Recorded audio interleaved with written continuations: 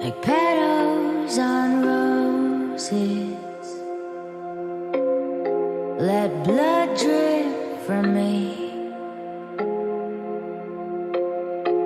'Cause ghosts all around us. Let death walk with me. There's nothing I can do to stop me from falling down, down, down.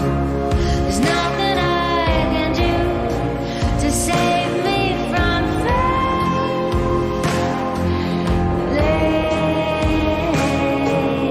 down.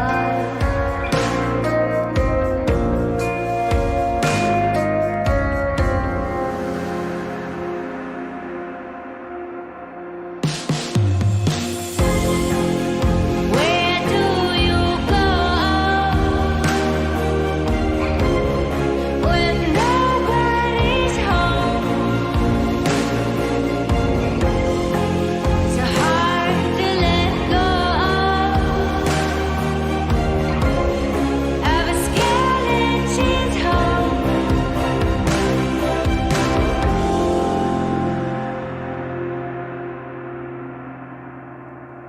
All right, all welcome back to DaVinci Gaming, and tonight we're bringing to you a game called Perseverance 2. We did Perseverance 1 just a few days ago on this channel, and man, was it a interesting story with an interesting ending. OMG. If you have not seen that, back up the bus and go watch Perseverance 1 on this channel here a couple of days ago, and then come back and watch this one. You don't want to miss this story. This is amazing. Let's jump right on into it. Hey, how we doing there, Casper? How you doing, buddy? Man, it's almost like I just saw you. Oh, wait a minute. I did just see you. I tell you what, we had a lot of fun there with Euro Truck Simulator, and if you are not aware of Casper Gamer, please make sure you go check out his channel. Check out our Euro Truck Sim that we did just a few minutes ago. Karen, I can see him. I've got him in my crosshairs now.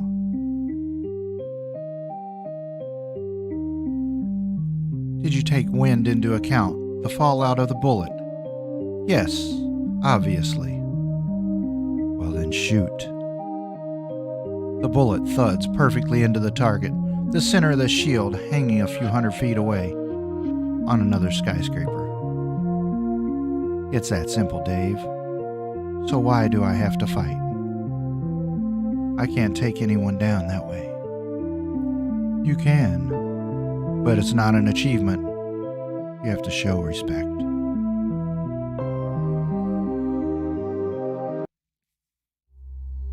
Here we are, Perseverance Part 2. This is gonna be fun. Stick around for the whole story. You don't know how it's gonna end. Neither do I. Here we go. Let's have some fun with it. This game may contain content not appropriate for all ages. When you plan a murder, the night is usually your ally. Honest citizens sleep in their beds. Only a few keep watch. It's easy to fool alarms or security systems. All you need is the right equipment. It's worse with people. There's no room for mistakes here. Fortunately, there are sub-caliber ammunitions and silencers. Together, they are no louder than a sneeze. Gesundheit.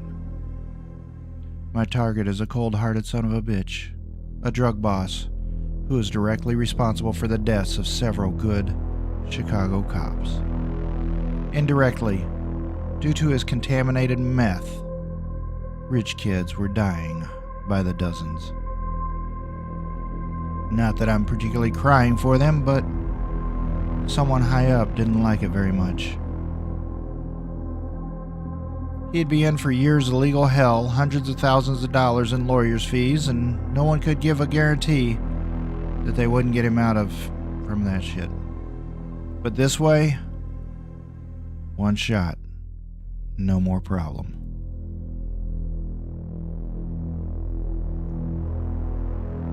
I made sure he was alone. His lover lay tied up in the apartment he'd bought for his little trysts, their little nest of love. The wife and kids were in Florida. Vacation. One shot. Oh, damn it jammed. Always at the least opportune moment. All I have left is the knife. Creak of the door, but there shouldn't be anyone here. I checked it myself. Paralyzed with fear, I slowly turned my head.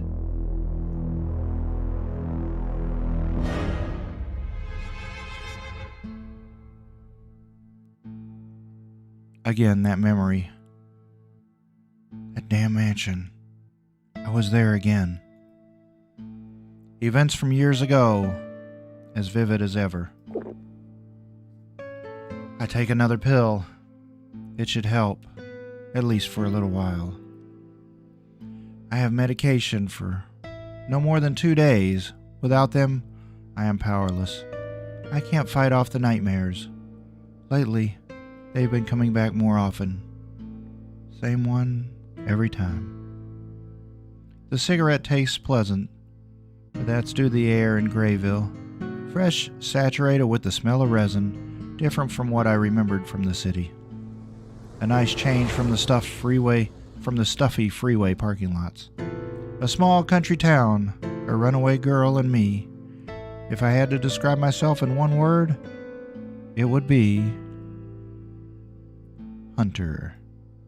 A headhunter for the agency, for the dirty work, which I have plenty of. Just a while ago, I was pursuing a young drug trafficker in Alaska who had driven there all the way from New Mexico. But today, it was determined that a woman named Jane was much more important. What do I know about her? Not much. She escaped from a medical lab? What kind? Strictly confidential, Karen. You don't need to know. Anyway, the girl was valuable enough to have a tracking device implanted under her skin. Intriguing.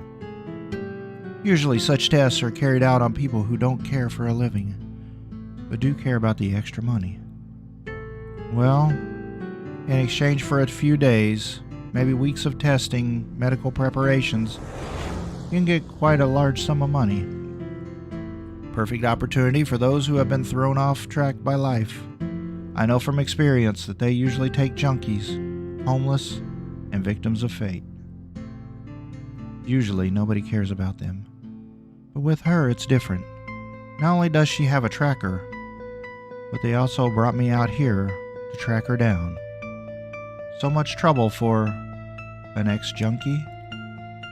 Well, I'm not going to be picky, since this is an opportunity to get an absolution for my sins. How's it going, Karen? Dave, he shouldn't be here. No, he isn't here. I'm managing quite well. Remember what I taught you? Yeah, right. The first rule is always have a plan for every situation. Very good, Miss Stamp. And he disappeared. A ghost from the past, an ex-mentor. He wasn't there. It was just my disturbed psyche. What was I supposed to do? He reminded me of the plan. But why? Instantly, Grey Ville no longer appeals to me, and I still have half a cigarette left. Damn. It was another hallucination. I take deeper breaths of the forest air. Seems that my head is not doing well. Not a good sign for the rest of the journey. These hallucinations, I can't get rid of them, even though I really want to. I reach into the trunk for the locator. In short, the device has several miles of range and shows how close the transmitter is. Just one of the agency's toys. Useful equipment. The buzzing snaps me out of my thoughts about the gadget. I look at the phone, a familiar number. It's them. I better answer it. Or maybe. Pick it up. Stamp, what's the status? I located the girl. I located Jane, proceeding with extraction. I lie, yes, but I really need that little victory right now. Anyway, what comes next? I know that I can handle it. Great work, Stamp. Confirm target security and you'll receive further instructions. Further instructions? I think I'll be staying in Grey Ville a little longer than I thought. Do I have everything? Equipment, identities, locator, knife, medication? I should get them refilled before I leave. Planning, Karen. Remember the first rule. With a snap, I bring the locator display to life. Jane was here somewhere, and she should fall right into my hands. Soon. There will be no escape from this. I'm too good. A quick job and back to normalcy at the agency. I will regain my position. I will confirm that Karen Stamp is reliable. I won't disappoint them again. No need to waste my time here. I run my finger over the combat knife lying next to me. As always, yes, that's the reason Dave keeps showing up in my head. And his damned rules. A past teacher, a savior, I get lost sometimes in who Dave really was to me. But I know how much I owe him. All my skills, where I am, who I am. Everything. Long training, getting me off the street. Whatever he saw in me, he took the time to make me his copy. Does he regret it? If only I had messed up then. If only I hadn't messed up then. But I guess I tend to mess things up. It's not a good trait. Sadly. The combat knife. The last gift from Dave. We count the hunter's efficiency and the distance between us and the target. Anyone can kill with a rifle and a scope. Those were the words of Dave, a master. The tracker beeps. Jane is here somewhere, only a few miles away. I can almost smell her, like a hound dog. I push harder on the gas, down to the bottom. The engine roars louder. Phone is buzzing again. An unknown number, restricted. I haven't given this number to anyone. And I'm sure it's not the agency either. Hello? Karen, you know where you'll end up, girl. In hell. That's where you belong. You can't escape the truth. I know that voice very well. It's the voice of someone I feared most in the world. So much so that I still have marks on my ankles and thighs from the failed escape attempts. I peek at the call history. No sign of this strange conversation. Oh, Karen.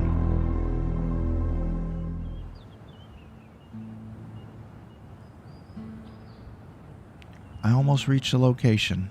The tracker shows that Jane is somewhere here, very close. A gas station appears in front of me, neglected. It's almost looks like an abandoned one. Dusty and disgusting, dirty. I shudder. The owner had to come to terms with the fate of being a small-town oil supplier a long time ago. He doesn't seem to have much hope for this place. But what's Jane doing here? There's a man standing at the dispenser. From a distance, he looks disgusting to me. Greasy hair, soapy clothes, covered in stains. In one word, disgusting. I think I have an eye for detail, and I absolutely know that a book should not be judged by its cover. Hey, doll, you got a cigarette? I ran out of mine. I hesitate, but only for a moment. I give him one of mine. I have less than half left. He inhales, nodding his head. Oh, you're a lifesaver. It's nothing. I'm waiting for the owner, but I don't think I'll see him. What are you doing here, doll? Visiting?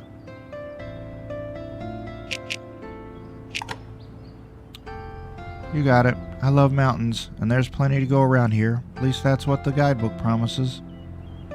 You may be surprised, but I think you won't be bored. Thanks for the cigarette. I'll give it back to you soon. See you later.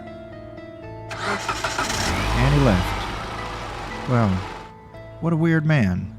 He's got a good car, which is totally incompatible with his neglected looks. Maybe I'm wrong, but I feel like he doesn't belong here.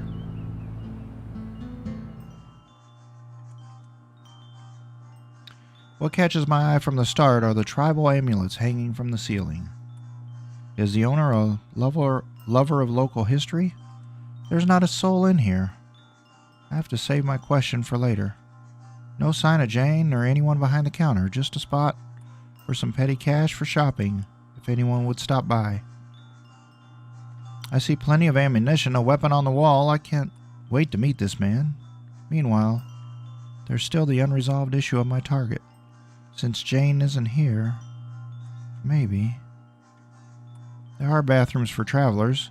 Could she be in hiding there? I'll have to check it out. Whoa. Is anyone here? The tracker shows that I'm almost by Jane, but I can't spot anyone. I need to sweep that place thoroughly, inch by inch. Girl was definitely here. If she's not here, then she must have left somewhere behind. Perhaps the owner can tell me. Or when he gets back. Wait. What actually happened here? Is this her blood or some random junkies? No one could have been here except Jane. What have you done? From the outside comes a hunt of an engine. Gravel crunches under tires. A door slams audibly. Someone arrived at the station. I only have a moment, but that should be enough for me to look around. Maybe I can find something helpful here. Trash can, boots, glass, sink. Let's try the sink. Disgusting. Stinky boogers and bits of hair successfully discourage me from further investigation, but well, in this job, not really a way out. Trying to overcome my repulsion, carefully dive in the bottom of the sink with my hand wrapped in a tissue. Bingo! A torn piece of skin attached to some oval device. The signal receiver squeaks like crazy. I have Jane's damn tracker in front of me. She ripped it out of herself. She knew she would be hunted. There were quite a lot of things in this story that didn't seem to work right from the start, and the agency, in its graciousness, didn't bother to lighten the situation for me. Heck, the mission just got complicated. Check the trash can. I crouch by the bin and push aside the trash next to a used condom. Lying here far too long, I find a tattered notebook. I wipe the cover from the junk. It just looks simple and usual. The cheerful pink mouse grinning from the cardboard cover reminds me of my own childhood. I always wanted to have one, but in the orphanage, there is no room for frills in the eyes of the virtuous sisters. Luxuries always led to sin. On impulse, I open the first page. The writing looks shaky, but I'm able to read the owner's name. Jane. Next, there are short entries, descriptions of fears. I'll keep this diary. Maybe I'll find a moment to glance at it through it later. Situation went from bad to worse. Jane knows she's being hunted. I have no idea where the girl might be hiding now. What is she so afraid of? So far, 1 point for the little junkie. Not a very optimistic outcome. Oh. Hey, what are you doing here? Oh shit, the small town cop is the last person I was hoping to run into. A bathroom in blood, a transmitter, remnant in hand, and a stranger's face in town. Not much played in my favor.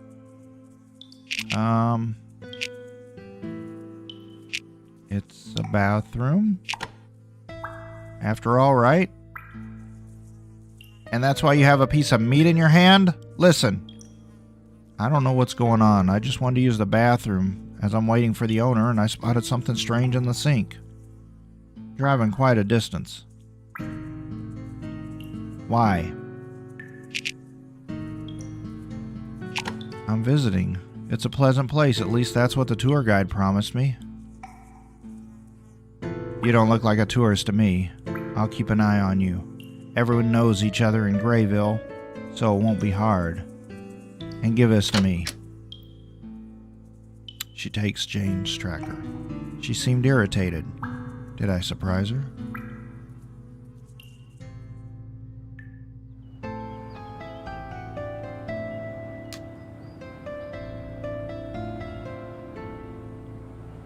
The cop leaves, but there's another car in front of the station. An old, trashy off-roader. Is it possible that the owner of the place has arrived? I see some movement behind the counter. Maybe I'll have more luck this time. I enter the rundown station again. This time someone is standing behind the counter. Someone who I don't think I'll forget very soon. A big, muscle-bound salesman. Maybe a little younger than me, but did it ever matter? I'd munch on him if I didn't have to take care of that damn Jane. He smiles at me. That's a good sign. His skin is slightly red, his hair dark and shiny, and the amulets are hanging on his neck. He reminds me of the chiefs I read about when I was a little girl. Hey, how can I help you? He has a nice voice, low, calm, and it reminds me of a copper bell. Ooh, flirt. Flirt? Make him talk? I can do a lot of things, from pretending to be a private detective and threatening with a knife. He'll probably tell me what I want anyway. That's why I'll just be cute. And you want to help me? You do? That's nice. He's confused, but he smiles broadly. He looks really delicious. Just say what you need. Karen. That's my name. Oh, I like that name. I know that. You're not the first who said that. I playfully expose my teeth. Let him take it as a good thing. Bob, listen, I'm looking for a girl. It really doesn't matter why. I know she was here in your bathroom. You know, that's a pretty weird question. No offense, but I think I should call the sheriff. What? Why? He took someone. She looked weak. If you're hanging around her, why don't you tell him more? What happened to her? Bob, you have no idea how much you've helped. However, you can skip the calling thing. Don't bother. I'll go visit him myself.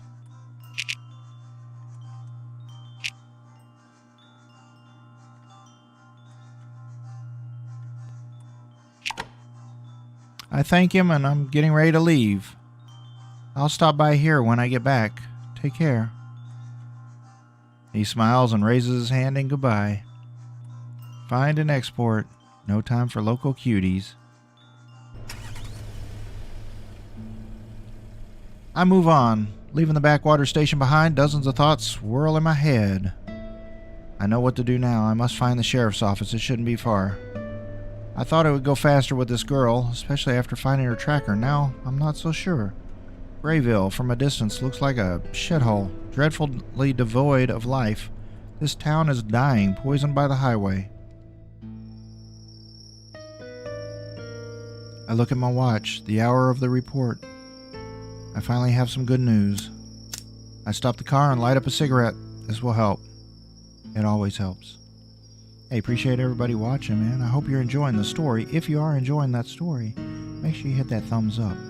If you are new to the channel, check out our other content and hit that subscribe button. Appreciate you all being here. Appreciate you all watching.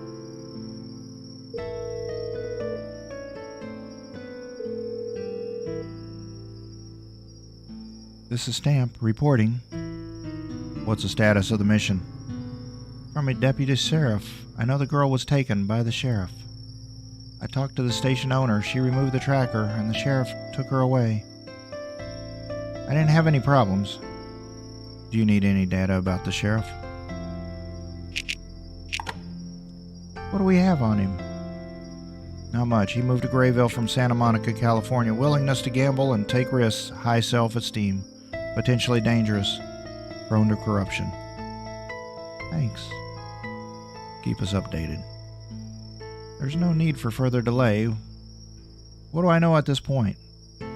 It's time to put all the information together. There isn't a lot of it. I know where Jane was a while ago and that the sheriff took her. Where did he take her? He has to tell me. I'm convinced it won't be that difficult. I was not especially surprised by what I heard about Gifford. I was more impressed that the agency had prepared a dossier on him at all. Were they looking for hooks? What's so special about him? Or in Grey Ville in general? I look at the skyline of the town. A jumble of bright dots. I freeze. At night, everything seems different. The shouting, the noise, even the outlines and shapes we know during the day then become different. Strangers. It's as if at night, people are intruders who trespass on land that doesn't belong to them. Into my domain, for I love the darkness. The night is my ally and my friend. We understand each other without any words. What is needed to kill a person? Someone who's a complete stranger, who's never exposed himself to anything. Anyway, not directly. I don't need much, just a gun, a silencer. Although it's much better to use a knife.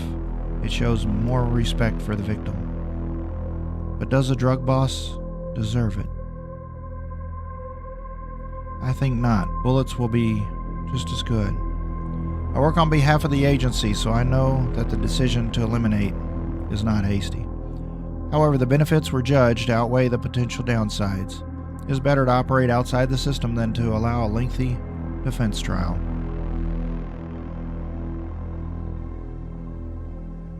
I'm not questioning the assault on the rule of law. I'm just following orders.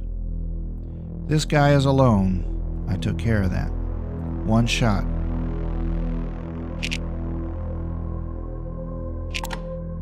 The firing pin snaps dry. A misfire.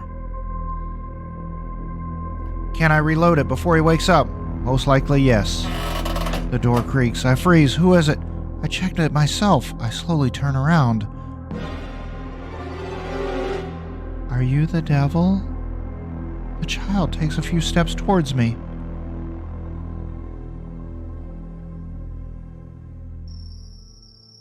I reach for the pills. I can feel my heart shaking. The nightmare came back a second time on the same day. Karen, get a grip. This is not going to end well. If you keep this up, they're going to put you in the loony bin. Permanently. Hey, Stormy Cat. Welcome to the live stream of Perseverance. Man, what an amazing story so far. I get behind the wheel. I feel her eyes on me. Like she's looking at me from somewhere. I shudder nervously. The sooner I get out of this hole, the better. Across the street, the wind chases scraps of newspaper. The town looks run down, like Bob's station. Its best years are long behind. Sad, embittered people, empty storefronts, a remnant of those who escaped to a better life. In such places, you either accept a sad, gray future, or you leave. Those who stay don't expect much.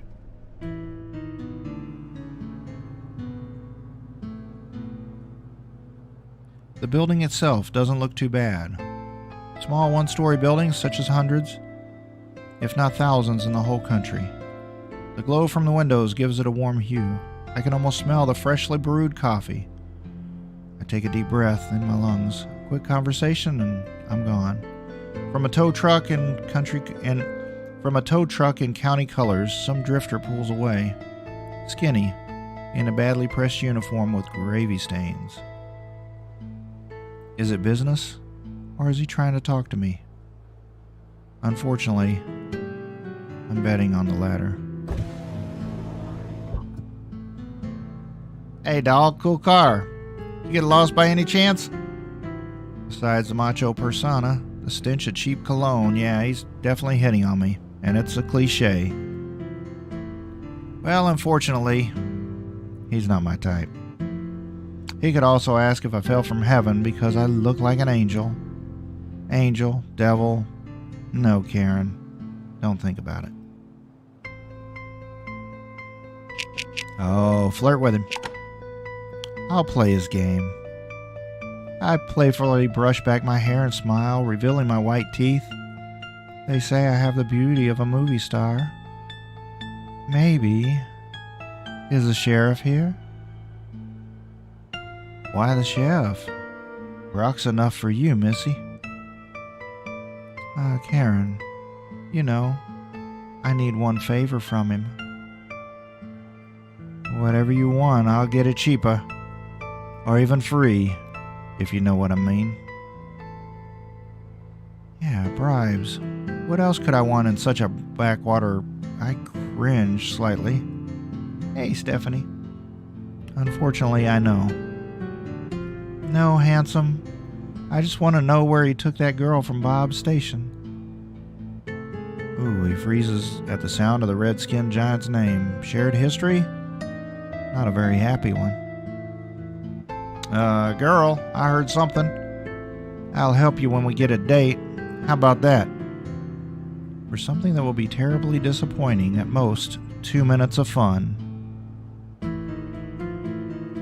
Ooh. I smile wider. He takes that as a good thing. Fine. Oh, really? Wait. He reaches for the radio and tries to call the sheriff without success. Silence on the other side. Still, the sly man tries to make up for it with a smile. He's silent, so we wait for him, right? In my car? Wait. I agreed if you help me. Didn't work out. So tough luck.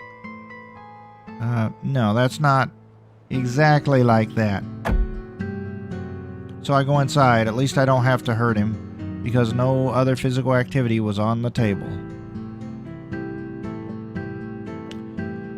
There's not a soul inside. Is everyone gone? The secretary's desk is empty, which isn't surprising at this hour. Of course, a pot of coffee and an open door to the sheriff's office. Since no one's going to invite me, I'll do it myself. Guess he won't be angry that I didn't wait quietly on the waiting room bench. Not if I smile sweetly. I carefully look around the office.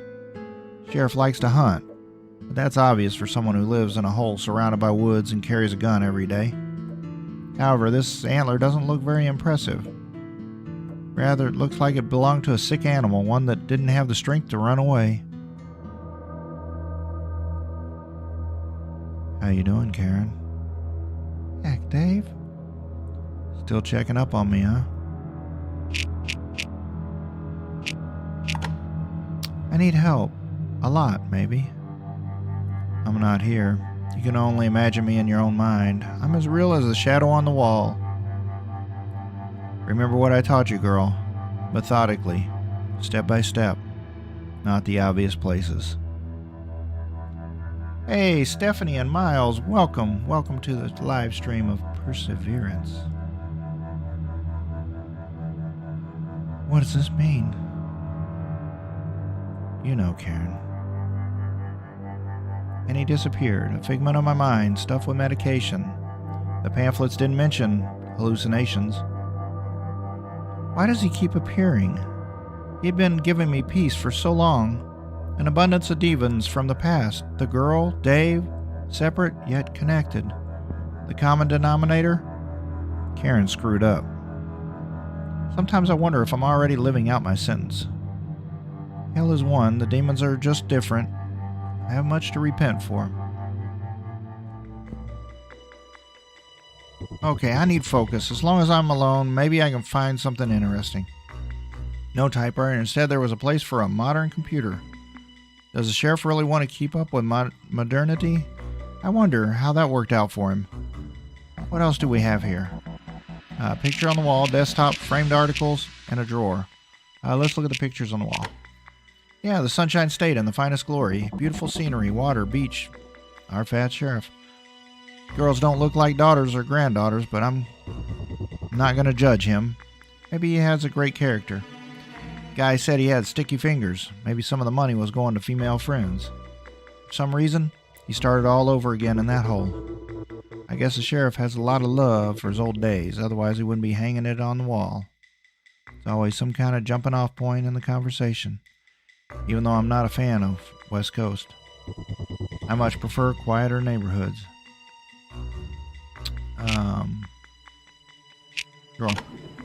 Drawer seems empty, but there's something at the bottom, like a scrap of paper. It's very easy to miss. I'm frozen. This is really something. Daily News, accused of embezzlement. This confirms the agency's words. Corrupt tendencies, just a bribed cop, and a higher level one at that. After all, we're not talking about a bribe for diving under the influence, but a specific amount. Local law enforcement officer accused of misappropriating a large sum of money. Tens of thousands of dollars. Small fortune. Why does the sheriff keep incriminating evidence in his desk? The only thing that comes to my mind is some kind of warning. He remembers the slip-up, which he is now going to turn into some success. Place he left and didn't want to return to. Yeah, I actually stopped liking Sheriff Gifford. Door creaks. Shit. Busy sifting through documents, I didn't notice anyone had arrived. Scolding myself in my mind. Such distraction can't happen to me again. It can have really dangerous consequences. Turned back to the entrance. Fixing my sleeves. Good thing I wasn't sitting with my nose in the sheriff's stuff. I couldn't explain myself for the world. It's her again. You? Here again?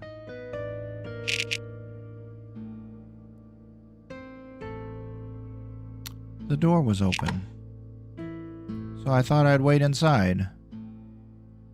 Where you live, don't they teach you not to come in without knocking?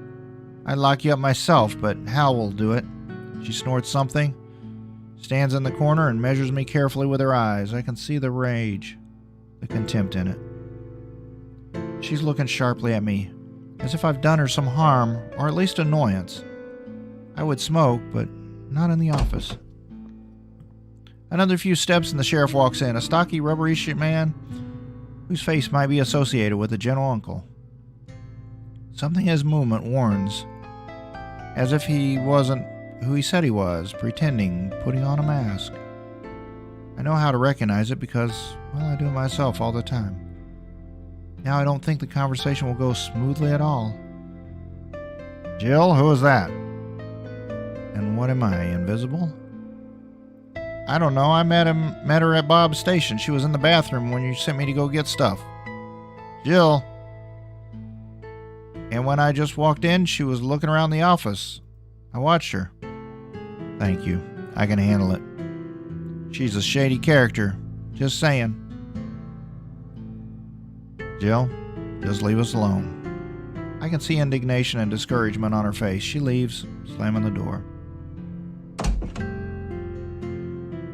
And what do you say for such allegations, miss? Stamp. Karen Stamp.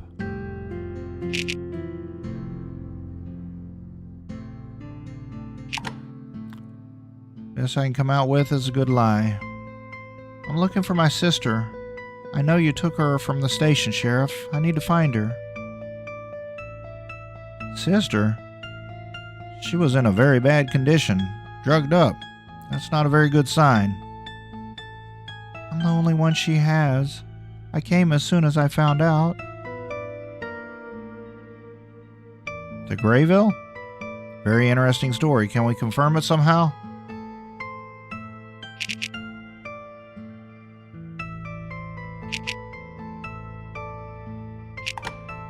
I have her diary. Looks like it was pulled from the trash. Jane? And all the charm of an elderly uncle is gone. I clench my teeth tighter. I urgently need to find her. He measures me with his eyes for a long time. Finally, he nods. I don't know. Doesn't sound likely, but if you can help her, she's in the hospital. Take care of her, girl. Maybe it's my imagination, but I detect slightly mocking tone in his voice. I nod and walk out of the office. My legs are shaking. I lit a cigarette. Whew. Finally, a moment from the addiction. It's getting dark, almost night. I need to find that hospital. There shouldn't be any trouble. I'll just take the girl and disappear. Meanwhile, someone's standing leaning against the hood of my car. There she is again. What does she want? Hey, girl. Get away from my man. Her guy. Wait a minute. It had to be that hapless tow truck operator in the stained shirt? What do you mean? I don't have time for this. Don't hit on guys who aren't your own, okay? You're worse than I thought.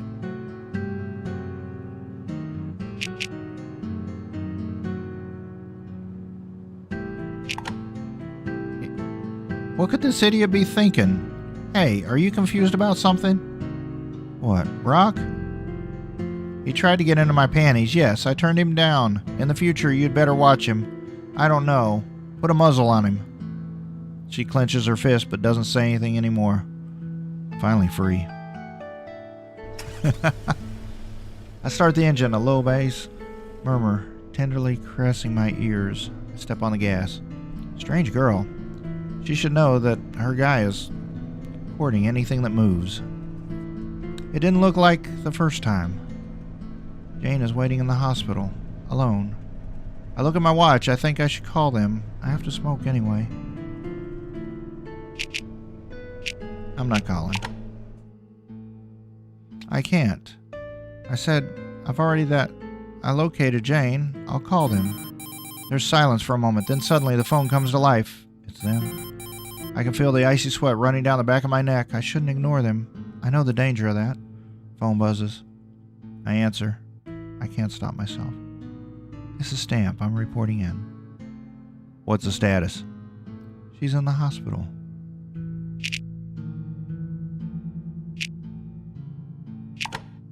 Everything's under control. I don't foresee any delays.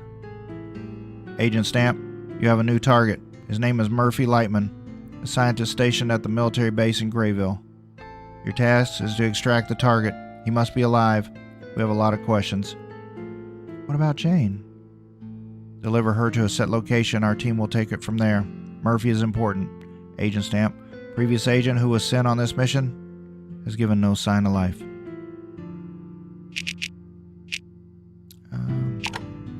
Murphy.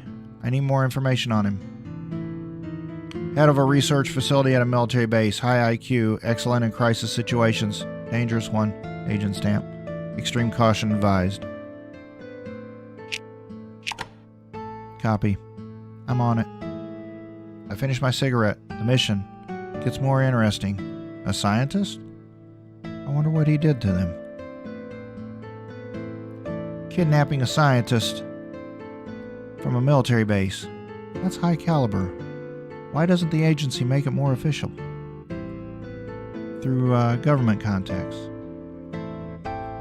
What he was researching had to be pretty damn important. The headlights pull more pieces of Forest Road out of the darkness. A pleasant place, perfect for a long vacation. Darkness. Peace. Night. Darkness that covers and wraps anonymity. Shapes become blurred together. Imagination plays tricks. Not for me. I'm perfectly capable of finding my way through the darkness. The judge, jury, and executioner enter the bar. And in fact, he was just the first client. People claim that murderers see victims' faces before they go to sleep. They cannot fall asleep, tormented by nightmares. And yet, I'm sleeping like a log. The guy looks so innocent. If only I didn't know his past, full of kidnapping and extortion. I saw the graves of policemen he ordered to kill. It's time to pass judgment. No, I can't. Something's not right here.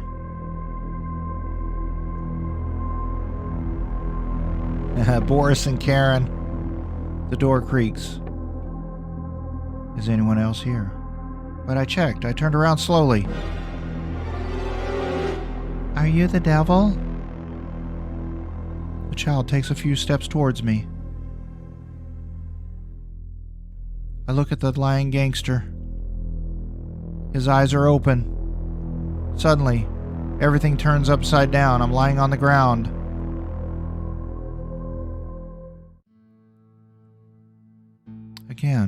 Again. The damn meds aren't working as they should, or perhaps something is much more wrong with me.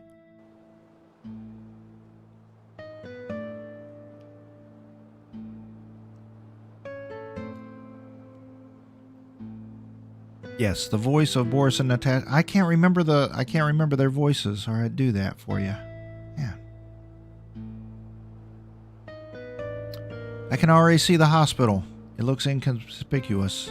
But hey, it's Grey Ville, not Chicago. I think I know this car from somewhere. I check my mirror, too. See how the lipstick lays on my face. As impeccable as ever, Miss Stamp. It seems that I'm still relatively lucky.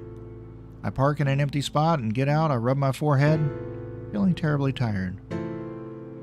I'm taking Jane's diary with me. Maybe it'll help me get along with her.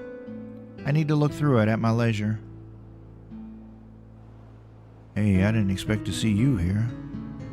But wait, you're here for this girl. Yes, and you? Has something happened? No, I was visiting a friend, her husband. Long story.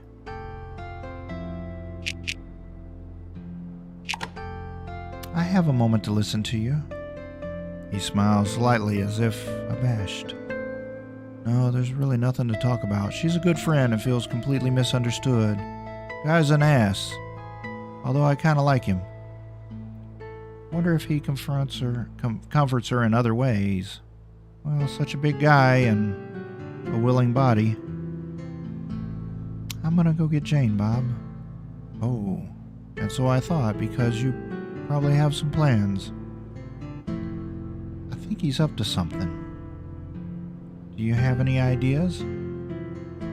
Why don't we go to a bar? You probably won't be out of town until morning anyway.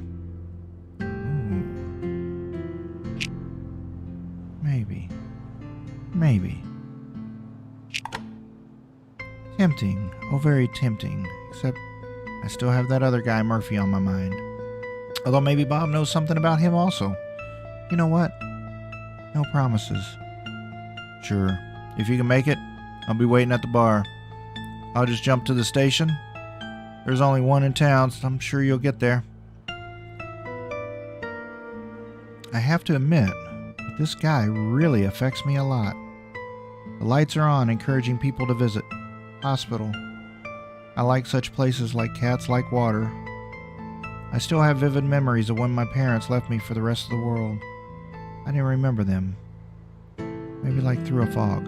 Instead, the impersonal figures of the nurses who were supposed to take care of me are clearly drawn in my head. Then they gave me to the nuns for safekeeping. And there... Let's get back to more important things. I'm not leaving Grey Ville until I find that egghead. Standard practice in these situations includes nights in a cheap hotel and cholesterol-filled diet at the neighborhood diner. And that's life. The agency. This time I clearly feel that the ground is burning under their feet. First the aborted mission and Jane, now cleaning up after the slip-up. They are contacting me more than usual. They care deeply. But against me, the military. If something goes wrong, I'll be all alone. Speak of the devil, the phone rings again. The agency. Strange. Usually I was the one who had to call and check in at certain times. Deviation from the rules isn't a good sign. That's what I was taught. I press the green phone. It's Agent Stamp. Did you get to the target? You're asking about Jane? I look up at the hospital building, so close. Maybe I should already take credit, which is actually coming up soon. Not yet. Not yet. I'm outside the hospital. I estimate that I'll have her in 20 or 30 minutes. Agent Stamp, please hurry. We expect a report as soon as the first target is reached. I understand. Executing. I think I really need to hurry up. Something is very, very wrong here. Why can't I see the whole puzzle? Appreciate everybody watching, man. If you are enjoying this, don't forget to hit that thumbs up. It's amazing how many memories something this mundane as a simple scent of disinfectants can bring. All it takes is a deep breath. A little helpless girl pushed from corner to corner. Every person in a lab coat seems like a monster. Every voice caused fear to rise in my head. I shake myself out of this dazed state. Yes, I'm in no danger here today. But still, I'm not going to spend a minute longer in these miserable four walls than I have to. I don't see anyone in my line of sight. Clearly, despite this late hour, visits are still allowed. Everything always depends on the hospital's governing board, and that board listening to the voice of patients. A small town like Grey Ville has to serve the entire neighborhood. Commuting to the hospital after work may be extended. Anyway, where'd the receptionist go? No one's behind the counter. The glowing bulb that said emergency can be some indication. Someone urgently needed help. Would I have a chance to sneak into the ward unnoticed? Yeah. But where's Jane? That I don't know. Anyway, the door to the ward is guarded by a sleeping guard who and you'd need a key. Hope extinguishes just as quickly as it appeared. You're stuck, Miss Stamp. What could theoretically help you? Clues are definitely hiding behind the counter. Question is, how long do I have before someone shows up? 5 minutes? Half an hour? Hey girl, remember the 4th rule. It's him again. Why does he keep showing up? Yeah, if something seems obvious, it's never like that. Don't fall into the trap of wishful thinking, little one. Actually, I'm doing great. One clue after another, like a thread to a knot. A thread, a web, a big fat spider. But Dave is gone. He won't tell me anything else. I reach behind the counter. What do we have here? What will help me? 3rd rule. Don't skip a single clue. Just how much time do I have? Computer desktop, Natalie's family photo, textbook of Madison. List of patients. Stack of reports. A notebook written in careful, chiseled handwriting. Even though there's a digital admission system, the front desk keeps a separate copy, the traditional one. I wasn't going to complain. For me, it was just convenience. Quickly flipped through the pages, coming to the last one. Nameless girl. Therefore must have been Jane. She was admitted hours ago, and after a set of tests, she landed in an observation room. Top floor. 3rd floor. Bingo. Computer desktop. Reports lie evenly stacked in a pile, one on top of the other. I have to work a little harder to track them all. Touched by a hunch, I reach for the last one, a lumberjack without 3 fingers. Drastic as the picture looks, this poor guy couldn't have helped me in any way. As the admitted woman in labor, who was brought in by a white cab. On the other hand, the next report drafted by a certain Dr. Sawyer is much more interesting.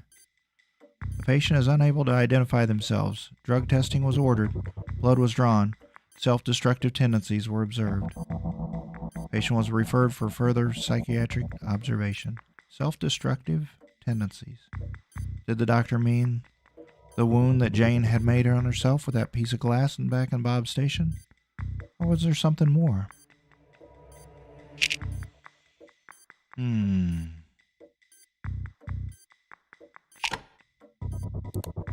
Okay, all I have to do is move the mouse, and of course, why would accessing the computer be managed by the front desk so easy?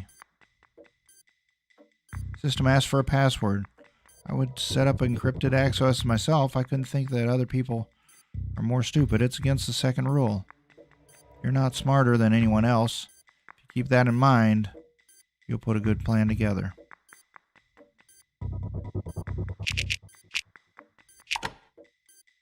Cast a long glass at the monitor, which buzzes quietly, so close yet so far away at the same time. Well, I must find another way. Oh, clatter heels and grunts. Someone came back, a nurse. And she doesn't look happy at all. Hey, what are you looking for? Do you need help? I'm looking for my sister. The sheriff told me she was here. Jane. I don't remember anyone like that. She arrived today. Jane Stamp. Well, dear Jane, from now on, at least officially, we are sisters. Ah, that one. I see her face change as she freezes, clenches her lips in a long line. There's no contact with her. Unfortunately, we don't know what she took. She needs to stay here.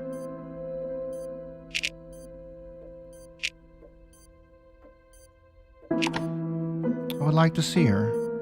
It's late. I came from far away. It's my sister. By way of exception. Suddenly, a girl rushes through the front door. Out of breath with her clothes unbuttoned. It looks like the receptionist knows the girl because she shakes her head. She sighs loudly. Ellen, what are you doing? I made it, yes. I know it's a while after, but I'm here, Natalie. Ellen, you got mixed up again. You know? No, after all, I had tomorrow at 12, not tonight at 8 o'clock, poor thing. Disarranged girl freezes, becoming sad. Well, I'm gonna go. But any idea whose car Brock's pulling right now? Looks expensive and sporty. Natalie's eyes wander to me. I feel a cold sweat trickle down my back. No, that can't be true. But I didn't do anything. Now that you're here, stay. At least we can have a cup of coffee with me. Okay. The flip? She doesn't look thrilled, but that's none of my business. I walk out of the reception area right under the tow truck. There's Brock leaning nonchalantly on the hood, and on the tow truck hangs my beauty. Doesn't look good. Oh, and who do I see? Well, Miss Untouchable. Clench my hands into fists, that damn pickup artist. We can still make a date. Try to bribe him. What have I done? Hey, things are still not lost. We can still make that date. Yeah, you say? Really, I misbehaved, but I need my car. I'll give you a ride. What do you think? He dreadfully licks his lips, eyes me again like some object, and shakes his head negatively. Tempting, but... Please? No, doll. Not this time. Why? You'd like to know, right? Unfortunately, I can't say.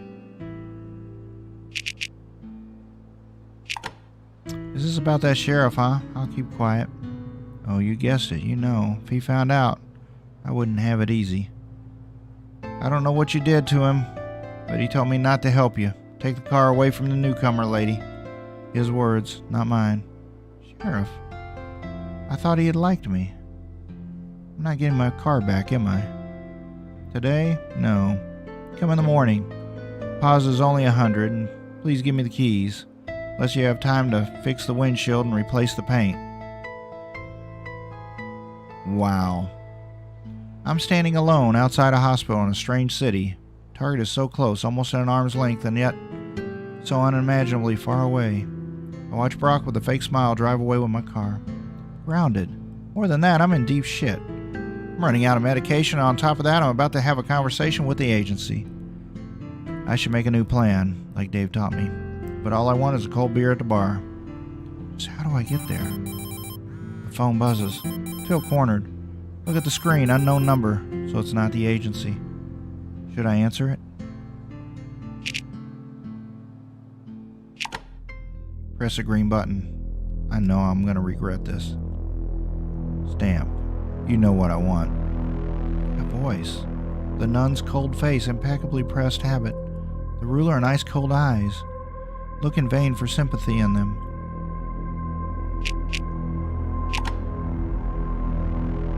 You're a failed tramp, Stamp. Nothing's going to come of you. You'll always fail. Not just me, anyone who's stupid enough to believe in you. You're worthless, street trash.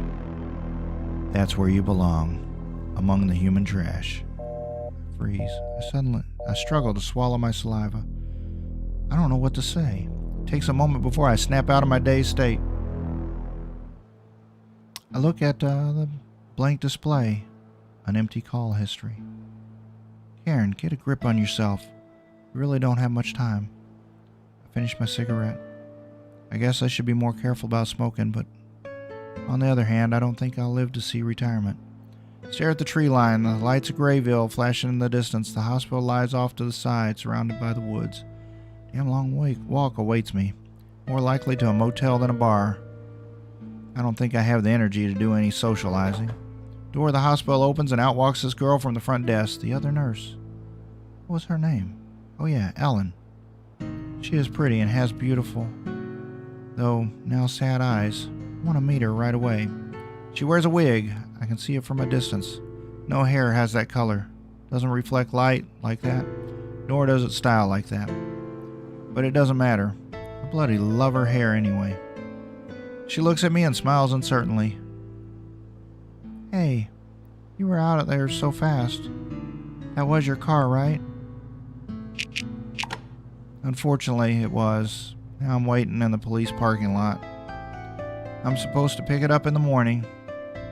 I sympathize. But hey, at least I'm in for a pretty pleasant walk into town. Come on, I'll give you a ride. Pretty girl offers a ride? I don't mind. She keeps looking at me. Does she like me too? Well, who'd you run into in the Grey Ville, Karen? So, what are you doing here, pretty stranger? Oh, I think I hit the spot. Pretty stranger. Is that how you flirt with everyone? What fairy tale am I going to tell her? Ooh. You know what? You may not believe me, but I'm a private detective under contract. Oh, I don't believe it because you don't have a hat or a trench coat. I burst out laughing. She's adorable. It betrayed me, right? By the way, Karen. What? What is it you're looking for in a peaceful Grey Ville? Someone lost a cat and wandered it here? I wish, because it would be so simple. Rich people have all sorts of afflictions, but some can't even raise offspring. I was looking for a girl, Jane, who had hitchhiked here in a drug-induced trance. And she's in the hospital. I'll be back for her in the morning since she's currently on strong medication. Where I'm taking her, there's a pleasant rehab center waiting for her. Wow, powerful story. Tell me, where do you want to go, Karen? And what would you suggest, Ellen? She smiles sadly. We only have one motel, so I guess that's there, right? How about in exchange for your help, I buy you a beer? There's also a bar here, right? I don't know if I should, and you? Just one beer. You have lovely eyes, you know. She smiles and nods slightly. I remind myself that Bob is waiting for me there, but that will be a problem Karen will face in a moment.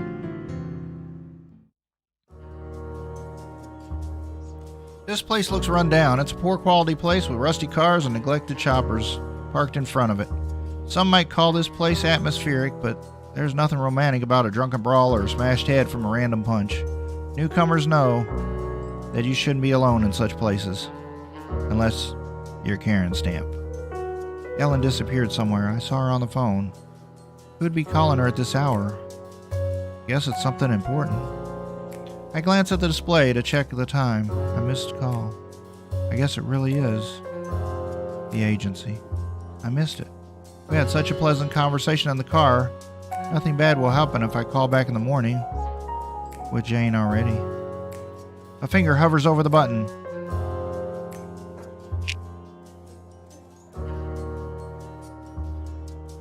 Call him. I press the button and I hear the call tone. Stamp, where have you been? I was busy with the mission. Little lie, not in any way affecting our cooperation. What about Jane? Some complications arose. What kind, Stamp? I still can't get through to the target. I'll do it in the morning. I've made a plan, but it will take some time. Is that all?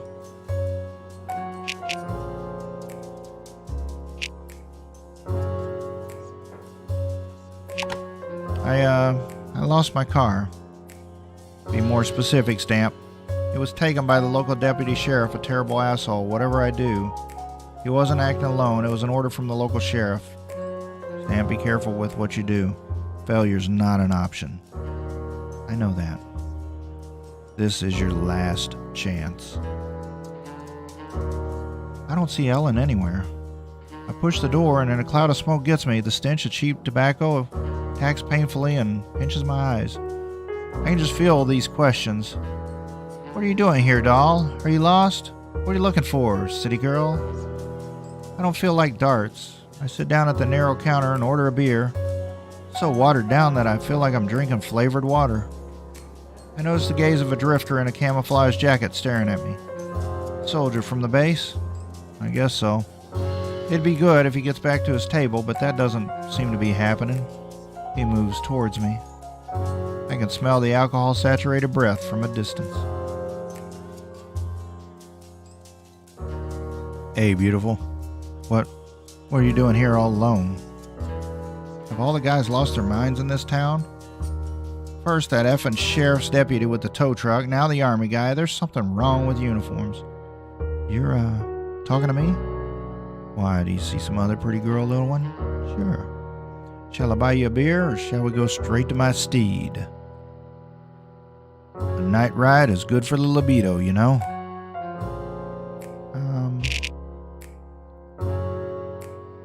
you're confusing me with someone else. You know, I think you're confusing me with someone, dude. No, I don't think so. You see that uniform? Do you know what that means? You did poorly in high school? Enlighten me, or give it up. Look, you can't do that. Get some beer and we'll talk. I have a lot of advantages, you know. My tongue. Let's put it this way. I'm not just talkative, if you know what I mean. I think I know. It's a tempting offer. You know, you're tempting, but no. Just leave me alone, okay? I'm sure you'll find someone else for fun. His gaze changes instantly. Just a moment ago, he was looking at me as if I was a high-end commodity, and now, you're primal anger. A princess with a heart of ice, huh? I'm totally fine if we don't, lady. He stands up, staggers slightly, and walks away. The gesture he showed me can only be described as vulgar. I sighed with relief. I was afraid that it would get so much worse. Another idiot floated away. Though the last fool backfired on me because I lost my car, but this guy from the military base? Target, Murphy. Damn it. Miss Karen, and it could have been much a little simpler. The access card or whatever they have there, the information about posts, and you wouldn't even have to go to bed with him. You're complicating everything for yourself, but why? Could go easier. Instead, still don't know anything about your dates. Bob's still not here. If he doesn't show up in a quarter of an hour, he's burned. It's good that he's still got his business, his station. But Karen rarely waits. What about Ellen? She hasn't come inside yet. Where her car is parked in front of the bar, she was talking. Is she still talking? Maybe I should look for her. But the bar door opens again. Who do my eyes see? Damn. Deputy Sheriff. Our eyes meet for a second. He ironically winks at me. Hey, well, you made it. Did that chick catch your eye? Yeah, unavailable biatch. He spits in my direction. The bartender yells something, but clearly doesn't want to mess with the soldier, and honestly, I'm not surprised. In the end, he's the customer who will stay. I'm the one who will leave. I know something about that. I'll tell you a funny story if you want. I'll just get something to drink. I'm dry as hell. Bartender, 2 large beers. Let me guess. About the Ice Princess. They sit down so I can hear them. Is it on purpose? I doubt it. I still feel their gaze on my back, though. It's like I'm in the spotlight. Well, boys, praise me. I'm waiting. Look, I wanted to go out with her, too. She had a case for the sheriff, but old man's rarely at his place. Yeah, today I saw him twice at the base. Well, there you go. And I hit on her politely, and you know me, it's hard for me to resist making a date. I mean, what's a poor girl like her got to do alone in Grey Ville? I don't think they realize I can still hear them. Why was the sheriff at the base? Interesting question. I'll definitely want to know the answer. And Jill probably wasn't around. You just wanted to help her, of course. She blew her off? She taunted me and I lied to Jill. But get this, they don't teach traffic signs in big cities. No, what you talking about? The honest truth, she drove up the hospital, parked on the no parking sign, so. And who has her car in the parking lot? Princess had to move on foot. And she was so mouthy. Yes, I could get involved now, take them down a peg, raise them to the ground, and that would probably feel amazing. But they're talking about interesting things, and one of the first rules Agent Stamp learned is the rule of silence.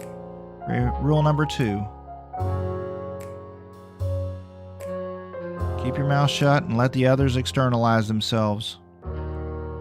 Well, she's got a nice body, and now she's sitting all alone with no one. She's probably bored. But she won't say it outright. You know, I could use a break from Hal and Jill. She keeps you on a short leash, doesn't she? You know, the sheriff's sitting up here, talking to that civilian doctor, the honcho. It's funny how they have something in common.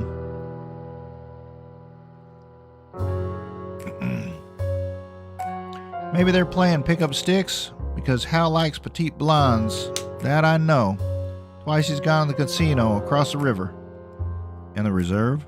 I've always wanted to go there. Expensive whores and nothing special. He wished up once he lost his whole salary in one night. It's good that he makes money on the side and also lets me because, well, you know, money's money and it's hard for everyone, I know. Chick wasn't gonna bribe you. No, but it'd be a meaningless anyway. Sheriff forbade it and he himself ordered to get her, legally or not. She has to stay here until the morning.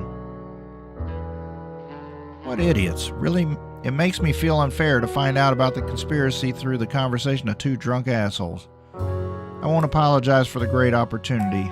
It gets better and better. The sheriff and the egghead from the base? I wonder who that might be, Karen.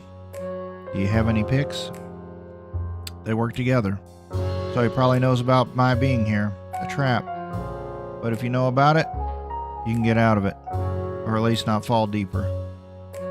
Bartender looks on expectantly. The dirty glass showed the bottom. What would I like? I'm tempted by whiskey, something stronger to drown out my thoughts. Just my unfortunate medications. Mixing comes out very, very bad. Is it worth the risk? Let's get a Coke. Coke, please. He looks at me as if he doesn't understand me, but immediately shrugs his shoulders. It's none of his business. I get a warm bottle, yeah. What could I expect? That's a wise choice, Karen.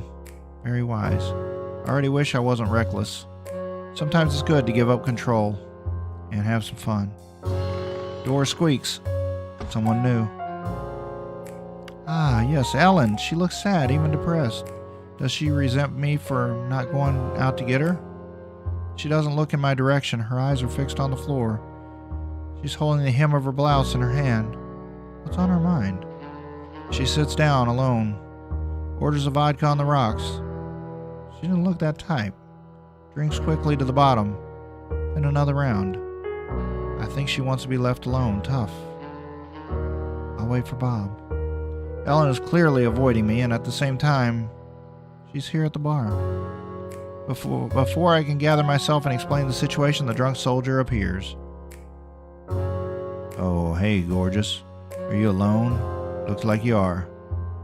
What's this about? You could use the company, couldn't you? Listen, I'll buy you a drink right now, and then I'll show you my machine. What do you think? I'd rather be alone. Sorry, I don't feel well. Do something, the little voice in my head tells me. Do something, save her. Get her away from this idiot. But I don't do anything. So what? Next round's on me, baby. You know, I feel like you could use a real man. Your pickup line, Barbsy. Ellen shakes her head, but the guy doesn't care. He stands over her, bent over, like a fox over a poor mouse. Yeah, he's about to tear her apart.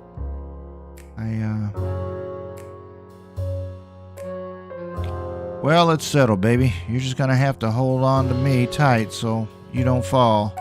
After that, probably a motel, huh? Ellen peeks around the room, looking for a rescue, but no one is budging.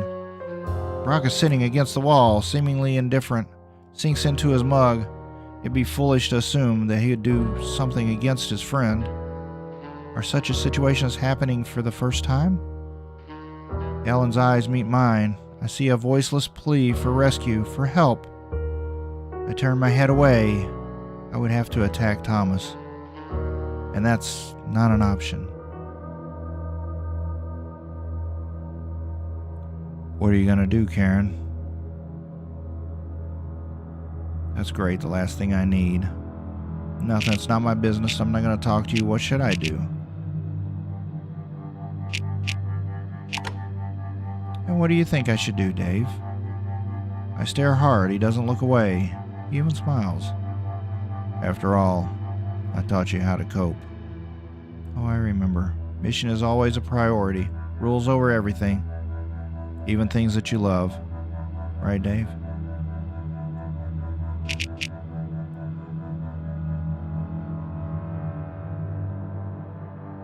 Should I jeopardize the mission over?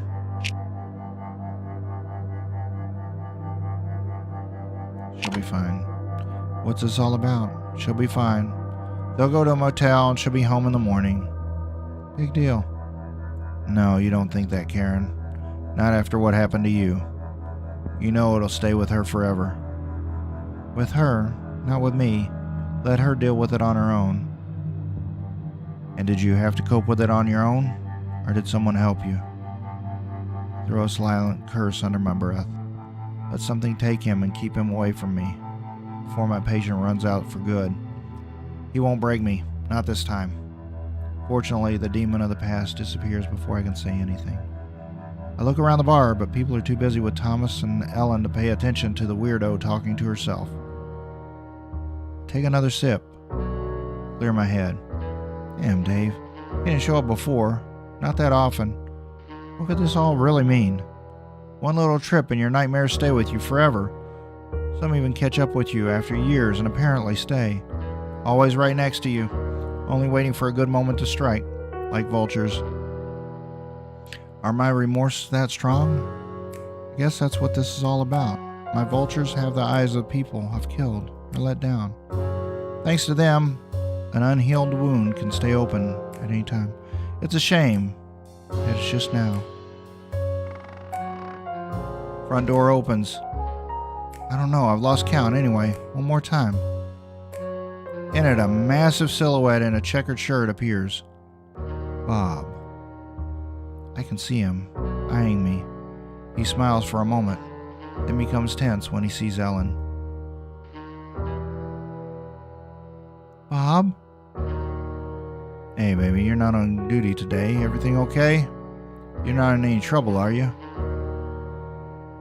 Tackles Thomas with his eyes. Look, dude, I don't know what your problem is, but this girl's with me. Why don't you back off? Ellen? Is that true? Hope feels the nurse's eyes. No, I don't want to. I got an idea, buddy. You get out of here and give my friend some privacy, will you? Or what, friend? It's gonna be nasty and we don't want it to be like that. Now Brock gets up from under the wall. He hiccups and slams his mug on the counter. Bob, did you crawl out from your hole? Get the fuck out, will ya? Okay, Brock, if you want to get our business done, you just wait. First this asshole. His radio comes to life. Someone is calling him to the station. That leaves Thomas alone, who suddenly shrinks. Where were we, sucker? Will you go away? Thomas, pale and unsure, leaves and Bob sits down at the bar and orders a beer. Guess I should say something, but my phone rings again, unknown number. I don't have to. I won't. Phone muted. Lands in my pocket. Is this how I fool my subconscious? I don't know, but it's worth a try. Take another sip. Chances of a threesome are slim. Your senses of humor, Karen. I guess I have to choose who I talk to. Ellen or Bob? Go to Ellen. Girl is still looking at me, a little scared, maybe disappointed. Bob waves cheerfully. I leave the bottle and sit next to Ellen. I'm about to order another Coke. I'm not in the mood for anything stronger. May I?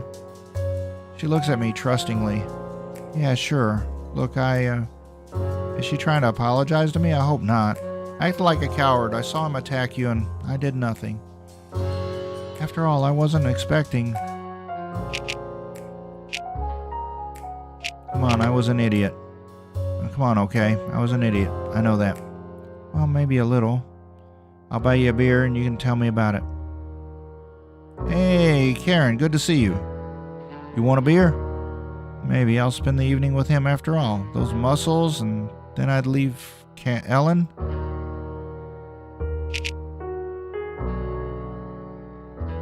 You would have fallen asleep to this bedtime story.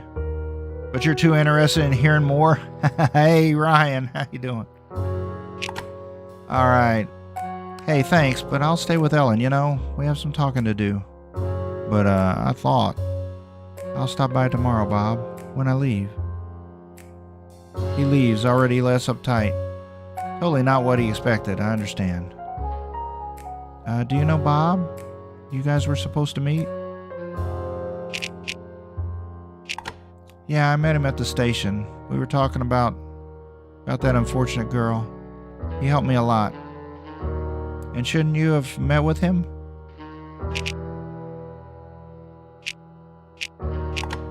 Oh, Ellen, don't make me play this game. I don't want to come off as that kind of girl, although I undoubtedly am. Let me use a good old lie. He said that there's a bar here and that he'd be here tonight. It's hard to see that as a promise. I guess so. But she doesn't seem convinced.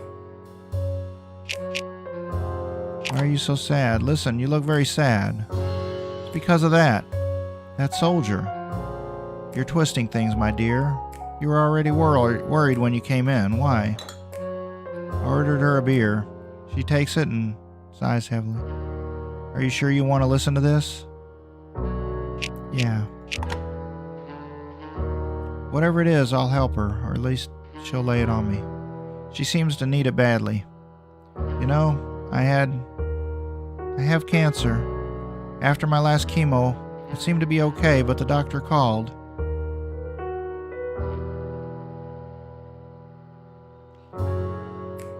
Oh, that's right. Yeah, your weather's opposite ours, Barbsy. Yeah, we're starting to get warm here. Yeah, a little coffee. Evening conversations with your doctor are not the most pleasant. Somehow the good news can wait until the morning, but the bad ones, never. I feel so sorry for you. No, don't do this, not you. She reacted very vigorously. I'm not at all sure why. She clenches her hand into fists, shakes her head. She takes a big swig of beer. I don't understand. I really don't. Everybody takes pity, you know. Poor little Ellen, so clumsy, and she has cancer. Either they take pity or, like this one, oh, the idiot in the uniform. Yeah, they use people, don't they? Or just leave me alone. You want to take a walk? You know, it's gotten a little stuffy in here. Maybe you want to take a walk? You mean right now? Where? I don't know, outside, get a breath of fresh air? She nods, clearly pleased. I think we both know what's going to happen today. And that's only because we both want it. I reach for a cigarette, the last one. Maybe it's better to wait. I want to drive her home, but she asked me to stay. And I'm fine with that. I invite Ellen to the motel. She agrees and snuggles into me. She smells beautiful, makes me think of spring and peace. We finally get out into the fresh air. I'm taking her keys. She won't drive in this state.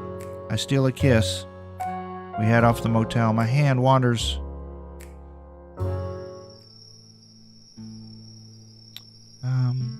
I can come in, right? Yes. Sure, Ellen. She snuggles into me, pressing her face into my chest. I know, Karen. I know. You don't think I'm easy, slutty? No, not at all. Besides, I wouldn't be any better myself, would I? Shake my head. We walk inside.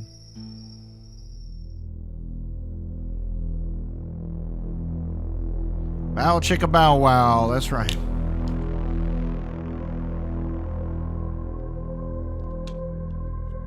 That is right, Stephanie. Yeah, she's in town. She stayed as we agreed. Where? With whom? My man is following her. Remember, you're part of the deal. Don't answer a question with a question, Hal.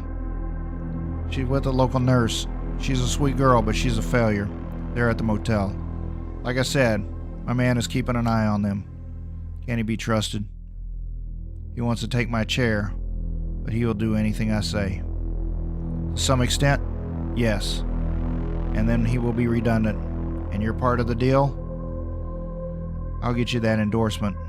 Wait until fall, till the election.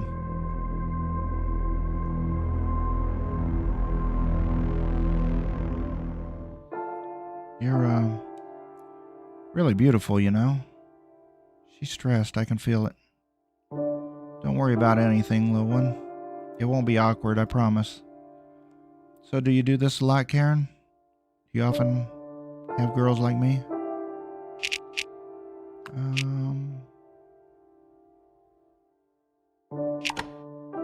You're wonderful, you know? Let's focus on this. I don't want you to think badly of me, you know? I promise I won't. I kiss her passionately. She submits willingly. Okay. Toss her on the life and in bed, always on top. We melt into one another, and we're skipping through this here. Whoop. Let's go. Let's go. Move, move, move, move. Whoop, whoop, whoop. There we go.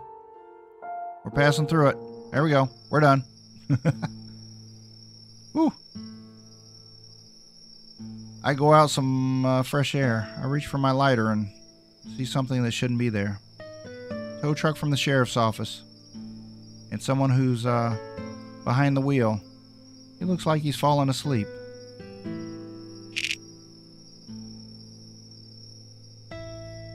And a slow replay. Are you comfortable sleeping? I knock on the window of the tow truck. Hard pounding out a rhythm. What's up? Are you comfortable sleeping? You found a foot? Family Channel. That's right. Oh, this was just the Animal Planet. We'll be alright. You know. Like Down Under.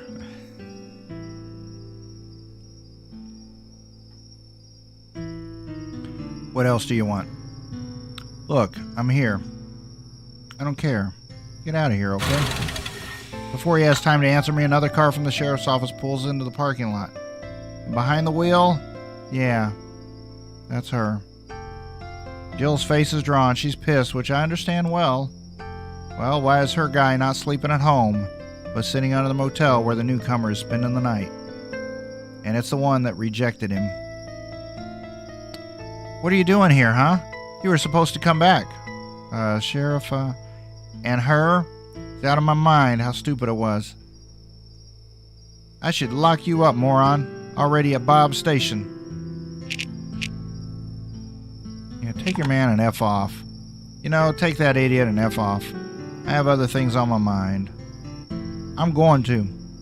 And you better watch him. He came here by himself, and I'm going back. I got someone in the room, you know. Yeah, sure. Look around the parking lot. See the nurse's little car? Who do you think she's with? So what's he doing? Well, I don't know. Figure it out for yourself, okay? She gets in the car, red and pissed. Well, tough luck. It's none of my business. Although the whole thing is oddly suspicious. I have to buy a new pack of cigarettes in the morning. And I think I know what I should do next. Pay a visit to the military base. Just how do I get there? I have a few hours to figure it out. First major mission from the agency. An opportunity to prove myself. Rather to prove that this long training, the pile of money that was put into me, was not in vain. Fortunately, I know how much I'm worth. Time for a baptism of fire. Who did I get to remove? No one special, as it may seem. A drug baron, important in Chicago, but far from the leaders of the Mexican cartels. Although he tried to rule with a firm hand in the Windy City, asleep he looks almost sweet. People have something about them that makes them look disarming when they sleep. Defense mechanism. No matter the cold barrel, lands against his temple. Nothing but a crack. The firing pin hits the primer, and instead of the cough of the silencer or pistol, there's a thud. Damn, this happened to happen right now? A misfire at a time like this? The door creaks. Is someone here? Impossible. I made sure to be alone after all. I turn around slowly. Are you the devil? The child takes a few steps towards me. I glance at the lying gangster. His eyes are open. Suddenly, everything turns upside down. I'm lying on the ground. We scramble, fighting over my gun. A shot is fired.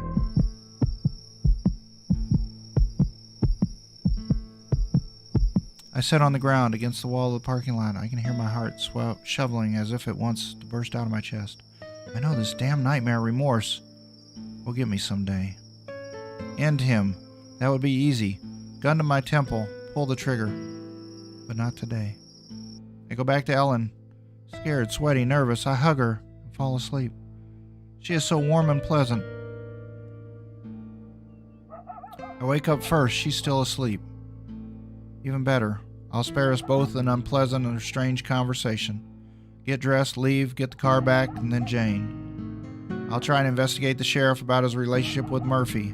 Then the military base. They don't know that I know what they know. Real puzzle. I can't resist. I kiss Helen goodbye. I don't think we'll see each other again. And I leave. I reach for cigarettes, but I smoked the last one yesterday. Damn it.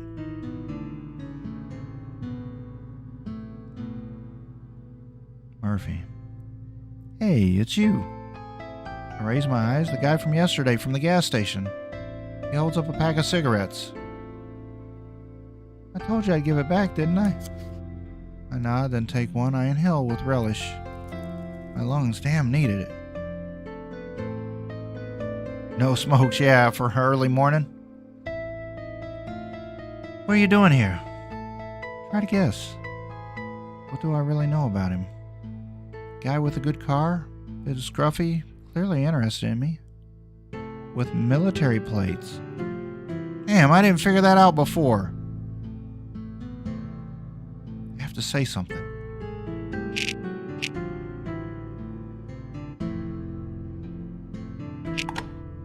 I don't know, are you from out of town running errands, sleeping here too? Probably the only motel in Grey Ville. Actually, I do have some things to do here.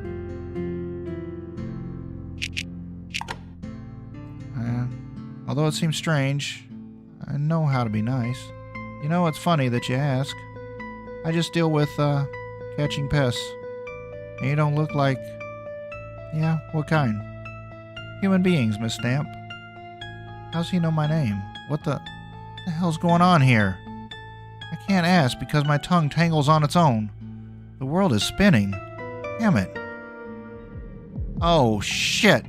Barely making contact at all. I know he's tying me up, touching me where he wants, drooling.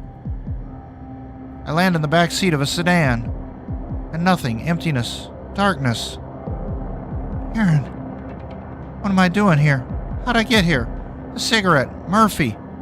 Well, now it's all clear. Somehow it makes sense. Much more sense. Shapes swirl in my head, names, voices, everything's vague, unclear. I lose myself. Again, I see the faces of those I've killed, and most of all, her. She looks at me in her eyes. I see emptiness, a bottomless pit. Are you the devil? Will she always be with me? Will she never let me go? If I were her. Rookie, initiation, the first task, the rite of passage, especially important in the context of further work. Will I pass the ritual, prove myself trustworthy, or lose everything? I could wonder, I could speculate, but here it will become clear.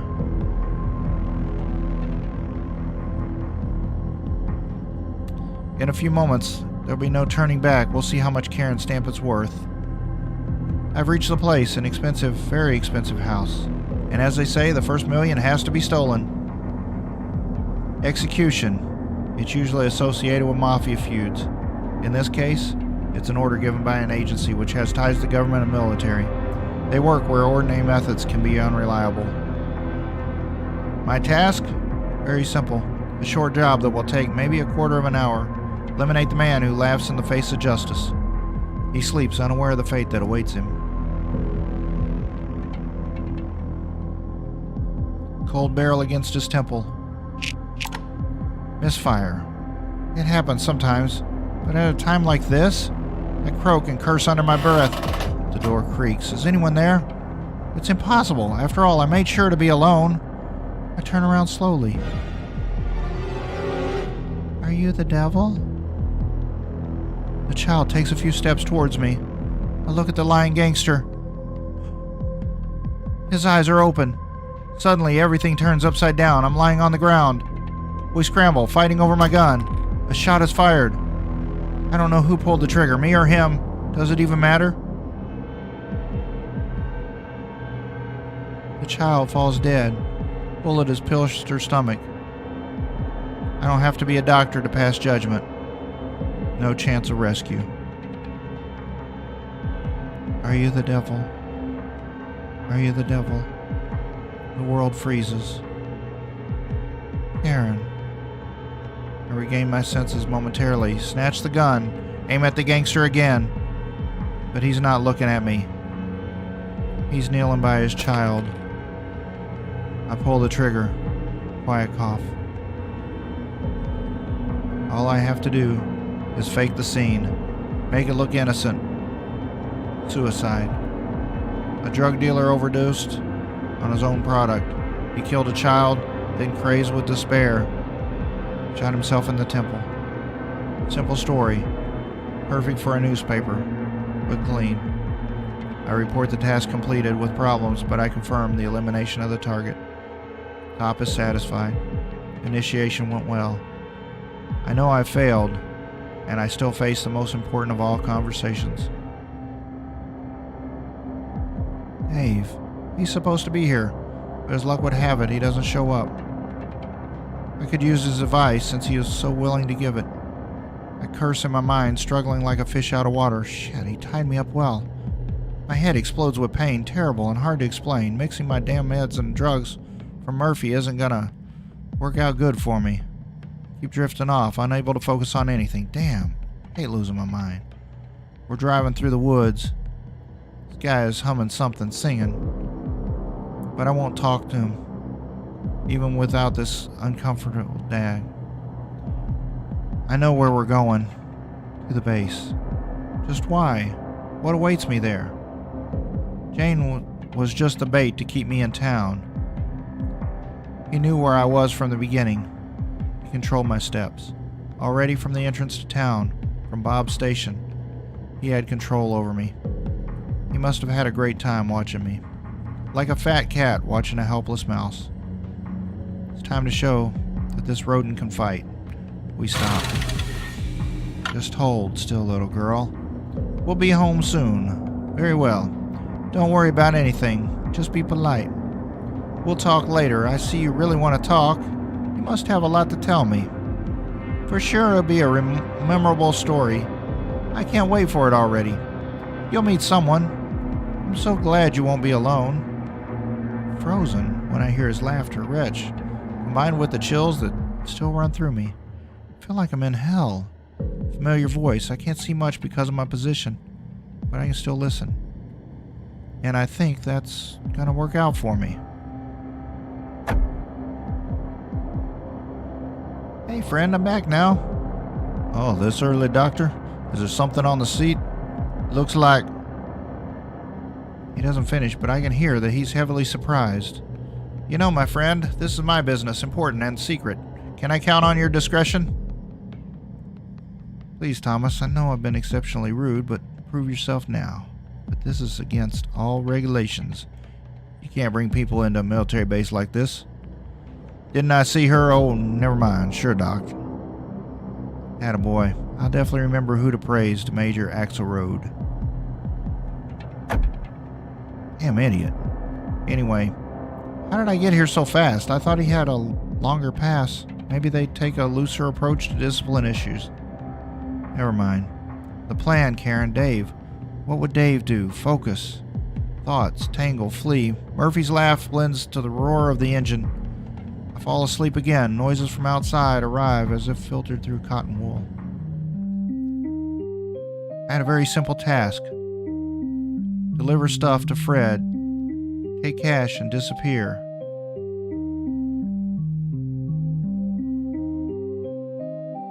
I could also flirt, maybe hook up with someone. Some extra cash could come in handy.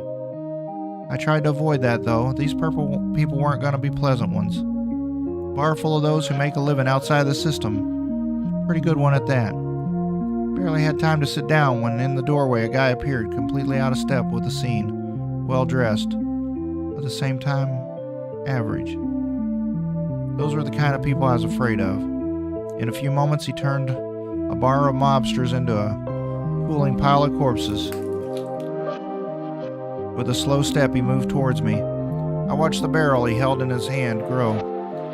In an instant, I went from being a pretty chatty girl, familiar with street life, to being a little kid again. I didn't want to die so badly. The heated barrel landed on my forehead. One more time, little one. I can't. Once again. He didn't kill me then. He forced and told me to follow him. He bought me a decent dinner and gave me something much better. Himself. His teachings and advice. He became my mentor, someone I could trust implicitly. He showed me the code and offered me the path that he himself walked, a path that not everyone can walk. Why was I chosen? He never told me that. I thought he spared me because his own beliefs prevented him from killing someone innocent. I was the only survivor out of about a dozen people. Dave was not human, not when it came to combat, and he wanted to improve me. He tormented me with these exercises, with his teachings. I became more the messy street girl I used to be. I couldn't always stand it. He pushed me to my limits, believing that this was the only way I could develop myself. Really, I can't do it. I don't have the energy. No one was ever born with it, little one. You're smaller. Take advantage of that. Use your smarts. Hey, Ghoulie, how we doing? Appreciate you dropping in here. Attack. I measure the punch to surprise him, and I strike with my other fist. Dave knows how to predict that. As he always does, he puts exactly enough force into each blow, not to destroy me, but to make sure I felt it. It hurts. Oh, I felt that. That's good. I'll never make it. Never. Everything takes time, and if you can't take a punch, you won't make it. Half of his job is getting hit. Always. You need to know what a battered body feels like. Hello, doll. You okay? Oh, how's your head? Does it hurt? You might want some powder. I'm sure I can find something, you know. I have a lot of medicine here.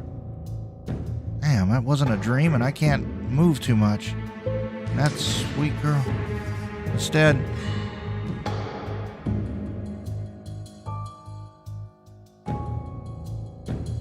the warehouse. It's probably somewhere in the lab complex. I'm sitting in a damn torture room. At least, as long as I'm tied to a chair, tightly clasped hands behind my back legs, I won't escape now. I can see that. That's good. That's good, because I may need you, doll. How'd you get here, huh?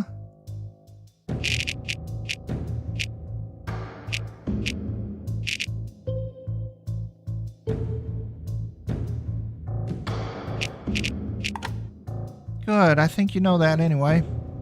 He smiles indulgently, stirs something in the syringe, and continues to gloat. He's entitled to it, but it's sick. Talk, doll. I work for the agency. I was sent to find Jane, the girl who escaped from the lab. Is that all?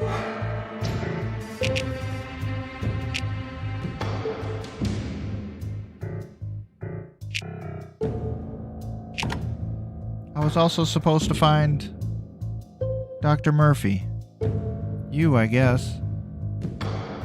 And what does the agency want from me? If I could, I would shrug my shoulders. After all, they don't confess such things to me, and he knows it.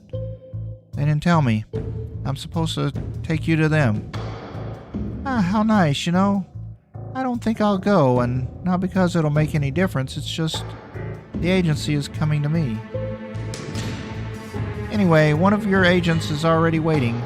He's my guest too, you know? Ooh, hopefully not. I have to ask. What's your plan? What's your plan? A plan? Everyone has a plan, yeah. Yeah, so do I. That's a great plan. And you know what? It doesn't matter if you find out why Jane is the way she is and why I'm glad she's in the hospital. You're not going to do anything to stop me. Not because you're tied up. as that doesn't matter. This is something that can't be stopped. You? What's he talking about? He's so damn confident, and why is he unstoppable? Did he declare war on someone? Relax, Karen. We're gonna have a nice little talk later. I'll be back. In the meantime, you go to sleep. I feel the sting. The world melts away again. I don't know what he injected me with, but I feel like a rag doll. He unties me from the chair, puts me on the backrest with a rope thrown around my neck. With extreme difficulty, I keep my balance. I can feel the sweat running down my back. I drift away and regain my senses alternately, balancing on the edge. What I'm seeing right now, let's hope it's just a figment of my imagination. I'm drifting off to sleep again. A nightmare?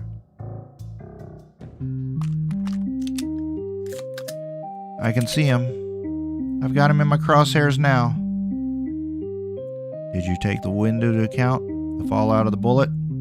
Yes, obviously. Shoot. The bullet thuds perfectly into the target. The center of the shield hanging a few hundred feet away on another skyscraper.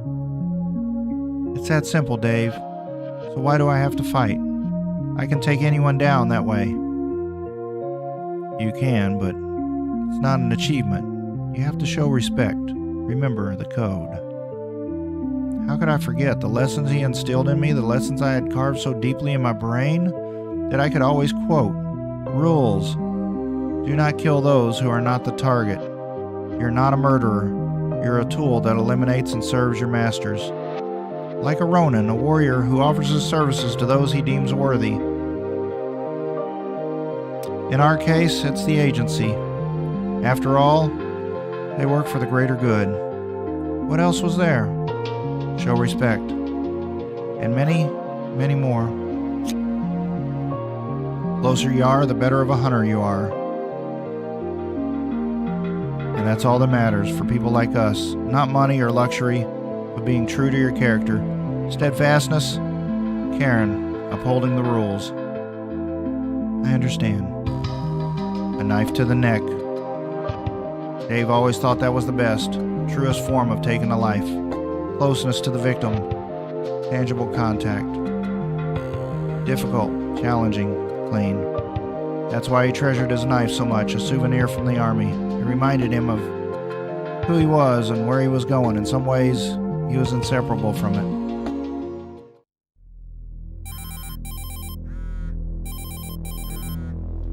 A ghostly voice wakes me up, the sound of a ringing phone, which shouldn't be here. I'm still in that madman's lab. I glance at the phone screen. Unknown number. I press the green button. Hello? Give up. Give up because you don't stand a chance. You're a failure. You were given a simple task and you lost. It's not my fault. I was doing what was needed. Excuses, excuses. Anyone who knows you don't deserve more. You can't. You're not suitable. And you won't be suitable. Is she right? Am I really that pathetic and hopeless? What could I have done better? It doesn't matter. Because of the way you are, you will always fail. Others, and most of all, yourself. I want to prove who I really am, to show that everyone is wrong, because after all, I don't always lose. And even if I do, it's not the worth of crossing me off. Can I bounce back? Yes, I can, and this is exactly what awaits me. The way to the top, starting from Grey Ville.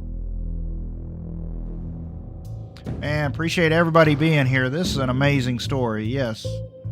And, yeah, make sure you guys are hitting that thumbs up there. Phone call lady sounds like a hater. You been lurking, Stormy? Yeah, I know there's been a few people lurking here. It's an amazing story.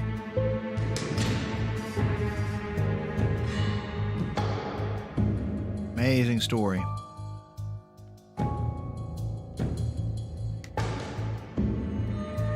I try to move. I just can't, but I got a phone call a minute ago. Your greatest enemy lurks on the other side of the mirror. always alerted, always ready. Subconsciousness, is it possible to win with it? Well, yes, it's still only in your head, Karen. Everything you're afraid of shows up all the time. You can't make peace with the past, can you? The past will destroy you. I have to get out. I'm short on time. I don't know when he'll be back. Reach for the table. Don't do anything. Loosen the rope. Can I loosen the rope? Oh, wait. What the flip? What the flip? I didn't get to click it. I'll wait for Murphy. After all, he has to come back soon, right? I shuffle from foot to foot. Each moment seems like an eternity. More minutes pass, and he finally shows up.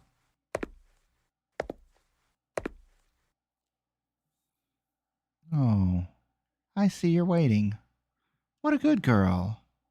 Just so you know, I've thought things through, and I don't think I need you anymore, at least alive. Unfortunately, for you, it was my pleasure to host you.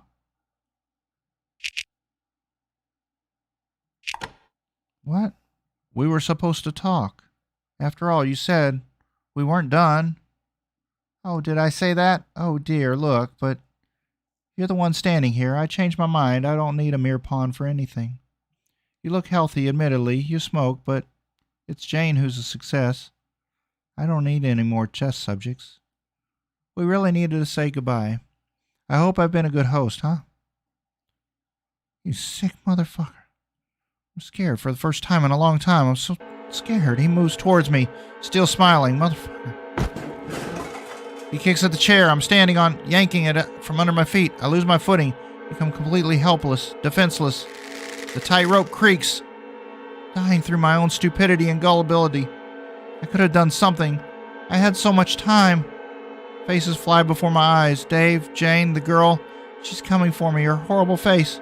She calls me.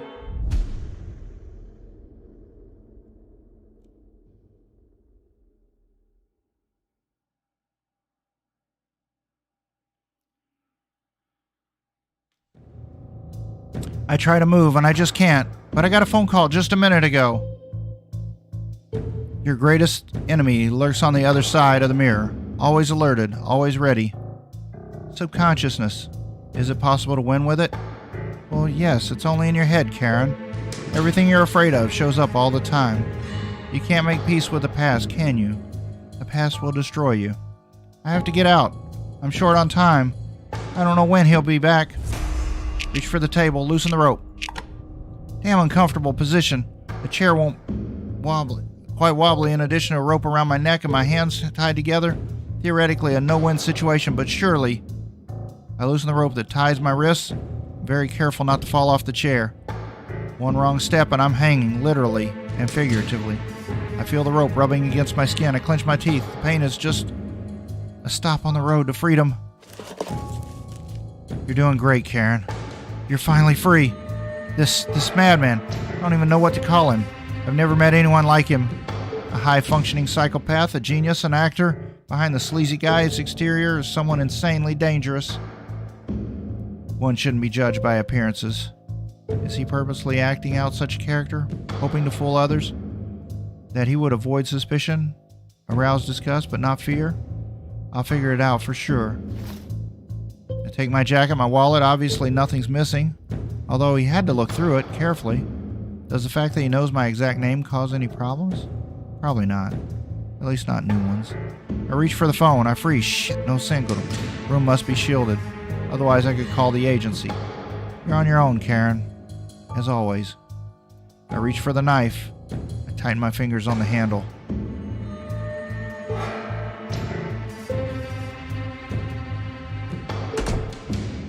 I cautiously walk out of the hallway. No one's there. Phew. I guess I'm luckier today. Hey, little one. How you doing? Like a genie out of a bottle. Summoned by the touch of a knife, or the other reasons why it haunts me again? Probably the drugs are still coursing through my veins.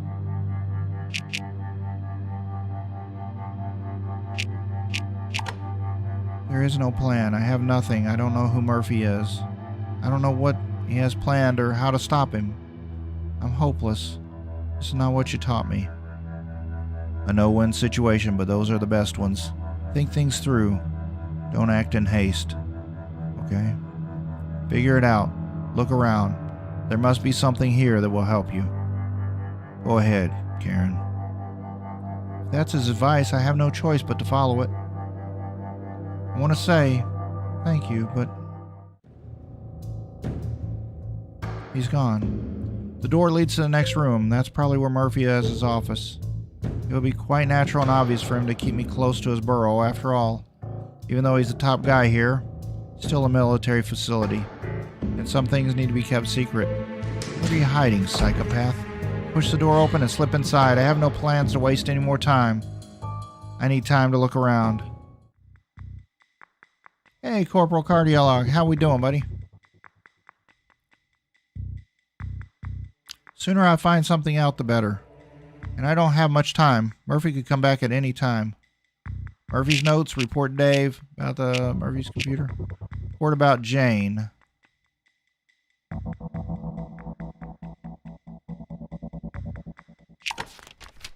Report name Jane. First stable specimen of the primal predator project. No behavioral changes in 2 diurnal cycles.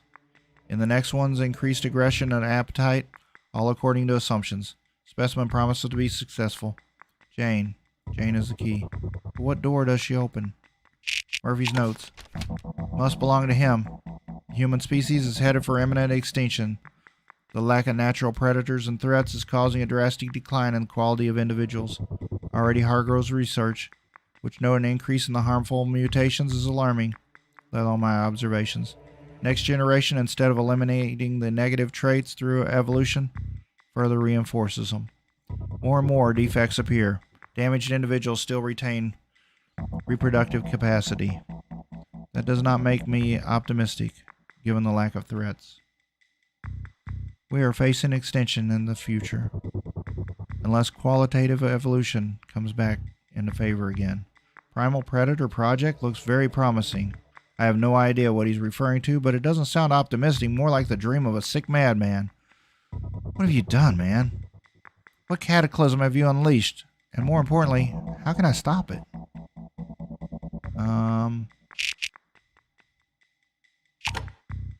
Report handwritten. Notes in the margins. Dave Romer. White race, 45 years old. Special features, none. Agency man, Dave. Extremely calm, strong, good energetic material for primal predator project. What? Dave here? Oh, right. The agency man. Who would they send if not him? And me, a student to finish. But the former master could not. No matter where he is, I will find him. It's the least I can do for him. I'm coming for you, Dave. I have to get out of here as soon as possible. Notify the agency. Whatever this project is, it's the work of a madman. A man who will go to any length to achieve his sick goal. I know I have to stop Jane. Otherwise, it will all start with her. Evolution? Forcing humans to fight? Predators? Murphy wants to bring the apocalypse upon us. Oh shit. A growl jolts me out of my thoughts. Low, scratchy, terrifying. I freeze, turning around suddenly, slowly. In front of me, barely a few feet away, stands a dog, dripping with saliva and growling. On bent legs, it looks pretty damn aggressive. Oh shit, I didn't see that coming. Push him while you kick him, use the knife. I reach for the knife, last thing I have left. Distance is what matters. You have to be sure, determined, don't hesitate, and you'll do it. Is that clear? It's getting closer. I can already smell the stench from its mouth. Saliva is flying in all directions. On my face. I elbow his jaw, stab him in the eye. Confidently, just like my mentor taught me. I'll leave nothing to chance. How could I? The animal falls dead, breathing a sigh of relief. Shake myself off. Now Dave. He's probably over there with his research material. Research material. Living people on whom this psychopath bastard is testing his sick theories. Let's hope it's not all too late. I dread this conversation. I'm walking, it's getting dark in my head, spinning again as if someone put me on a merry-go-round. I struggle to keep my balance. Everything is so blurry, unreal, distant. I freeze, looking at the helpless body whose life is escaping.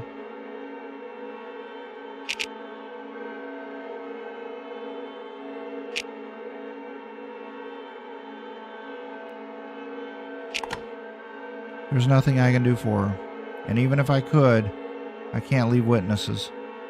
I look away. Nothing can help her, a little helpless child. Girl lies in a pool of her own blood. Next to her, barely a few meters away, the father, the target, now dead with his head smashed in. He doesn't seem so scary at all, just an ordinary man. There's sadness written all over his face, grief. These are human reflexes. It's hard to think of him as a cold drug baron now. I'll make this scene look more like a suicide. He overdosed on drugs and shot the kid, and then unable to stand it, he shot himself in the head. That's how the police will understand it, and journalists, the story will get better. No longer a gang tussle, but a tragedy. And a warning about dope. No one will hold a grudge, right?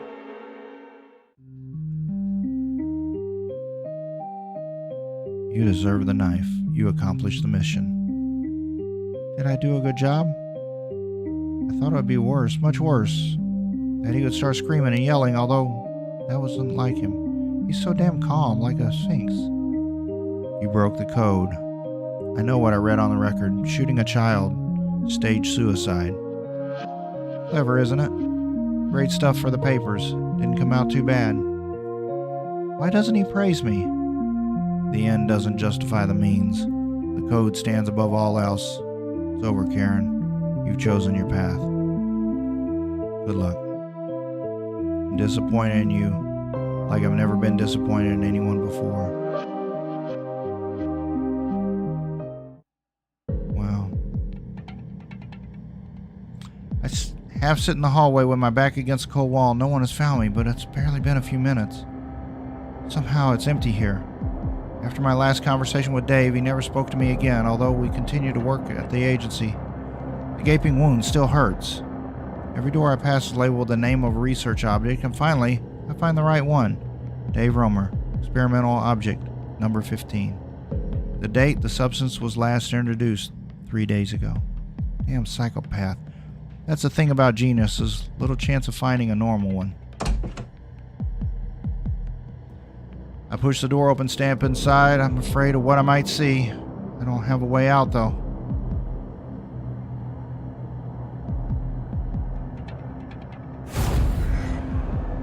What I see, this weird twisted figure, it's not... Can't be Dave. I'm frozen, but the facial features match. He looks like a degenerate, sick version of Dave.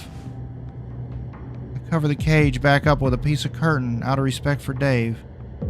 I prefer to remember him the way he was, not as he is now, hurt. Oh, little one, what are you doing here? Dave, wait, I'll set you free. No, don't do it. You can't do it. You mustn't. He's clearly shocked, as he never was. This is not how I remember him. Where did the calm go, even the worst of trouble?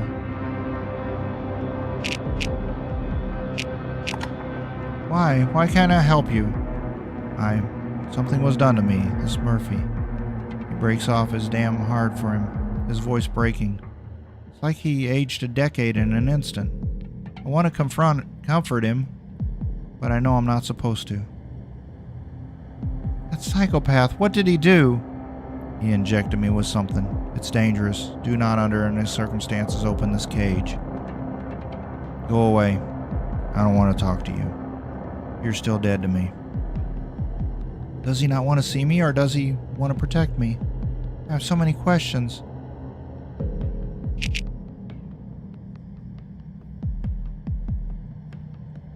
What did this psychopath do to you? Murphy injected him with something. How much does Dave know? He's not stupid after all. What did he do to you? This is going to be a longer story, and you don't have time, so I'll be brief. Kneel by the cage, reach for the knife. The touch of the blade in my hand reminds me of who he once was. That's how I want to remember him, brave, responsible, man who never wavered. Yeah, when I gave it to you, I was someone else. Now don't waste your time. You were supposed to tell me a story, Dave. I'm not going to be blown off so easily. Sighs, nodding his head. The agency sent me because Murphy stopped listening to them.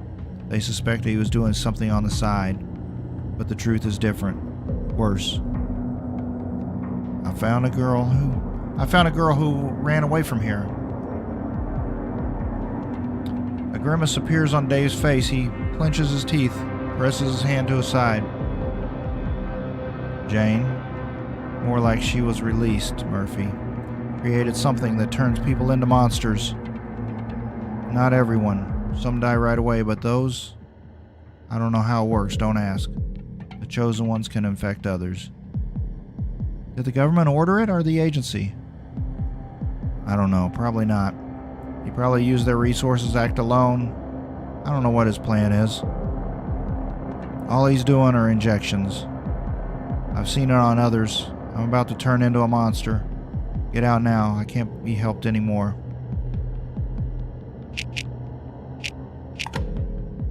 Since he wants to stay, I'll take one last look at my former mentor. I slowly nod my head. All right. I'll do anything you want, Dave.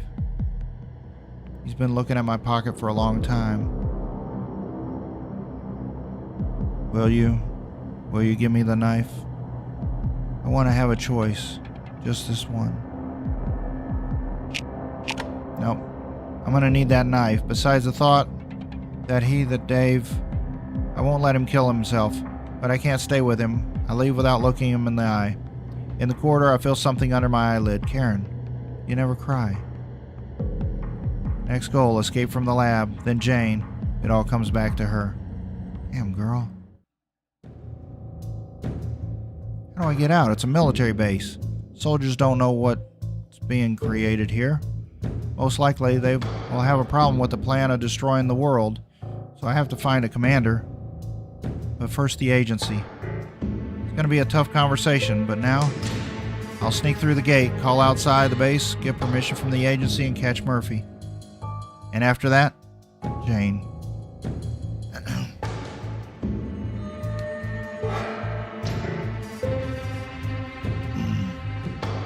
Stop or I'll shoot. Shit. I'm not as damn fit as I thought I was. I put my hands up. It's that idiot from the bar. Out of the frying pan into the fire. I can explain everything. Doll from the bar. What are you doing here?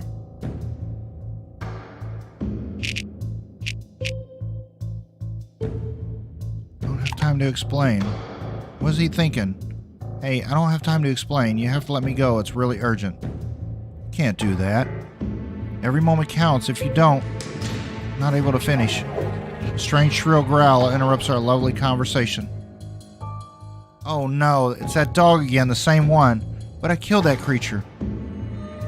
I can even see the wound, and yet it stands, panting with his eye, with an open, cursed jaw. What the fuck? Shoot it! Falls with its head merely split open, paws still twitching.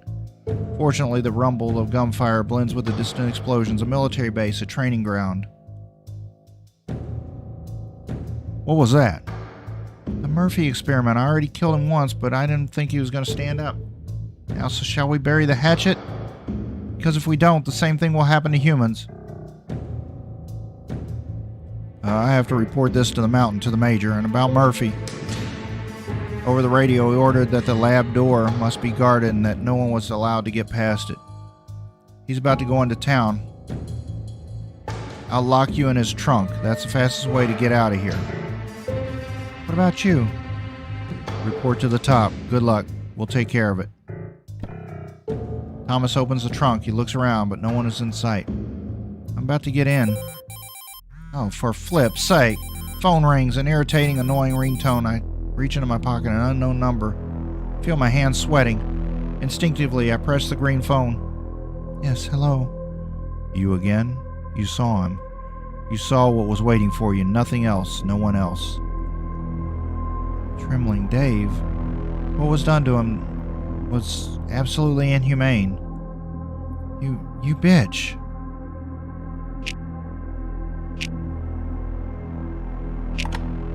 You're not here and you can't be. I know that. I remember how happy I was.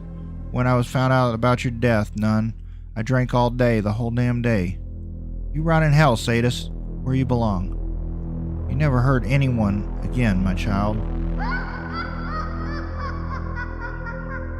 Laughter, paralyzing, terrifying laughter. I'm shaking with fear again, although I thought that was behind me.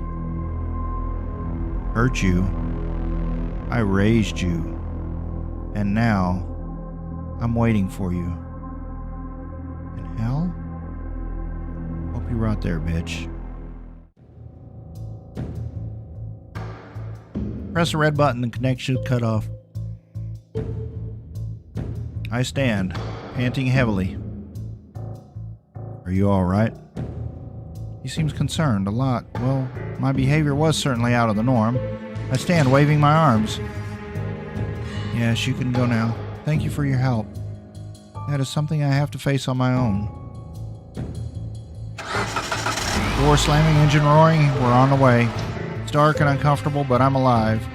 Fortunately, Murphy prefers to get things done in the city more than to get me.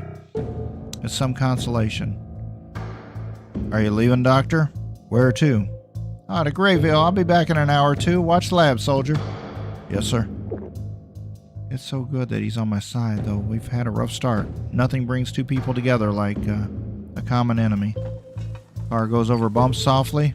At least I've regained my senses. My head isn't spinning so much either. Murphy. He's talking to someone. Yes, I'll have your people. Did you really think that those lousy two would stop me? You're like children in a fog. Anyway, thank you for the funds. I put them to good use. And as for your people, I'll send them back in boxes soon. Son of a bitch, he's way overconfident. But lo and behold, the car's already stopping. I'll wait a while and then I'll be free. Yeah, the parking lot. I was betting I'd end up here or outside the hospital. Anyway, very well done. I'm about to get my car back and call the agency, but first the keys. I see silhouettes in the sheriff's office. It's worth eavesdropping down on them. Maybe Murphy will say something that'll help me. Hey, where'd you come from? You wasn't supposed to be here. He picked the perfect time to show up, damn jerk.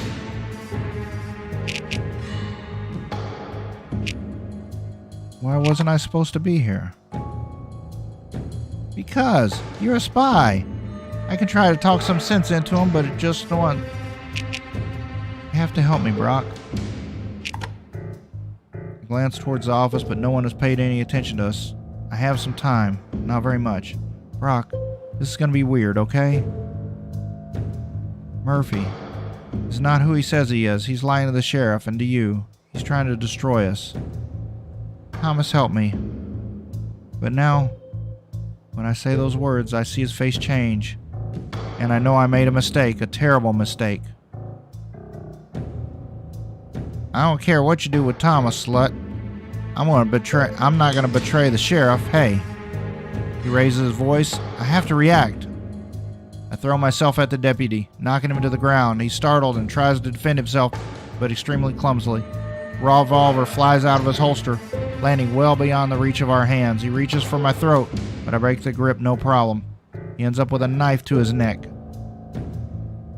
Situation got a little complicated. Shit.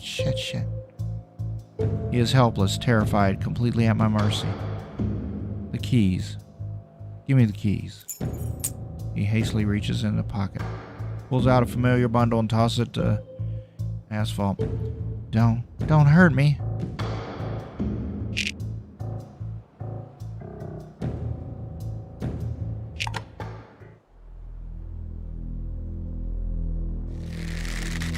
I tie up his hands, a rope is in the glove box. He's so predictable. Yeah, he's a goddamn criminal genius. Brock doesn't understand what's going on. I tape his mouth shut. After all, he shouldn't be screaming. Knife lands under his ribs. Not a lot of blood. He becomes tense, limp, then slumps into my arms.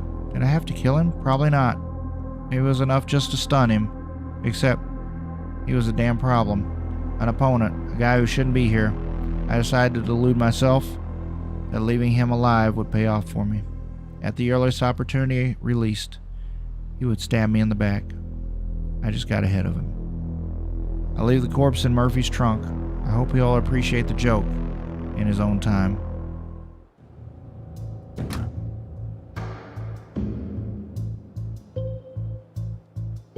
Brock is a memory already. Now the car, or maybe before. I look at the office, a warm light emanates from inside. I can almost feel it, pulling me, like a moth. I sneak under the window before I make sure no one is left in the parking lot, except for the contents of Murphy's trunk.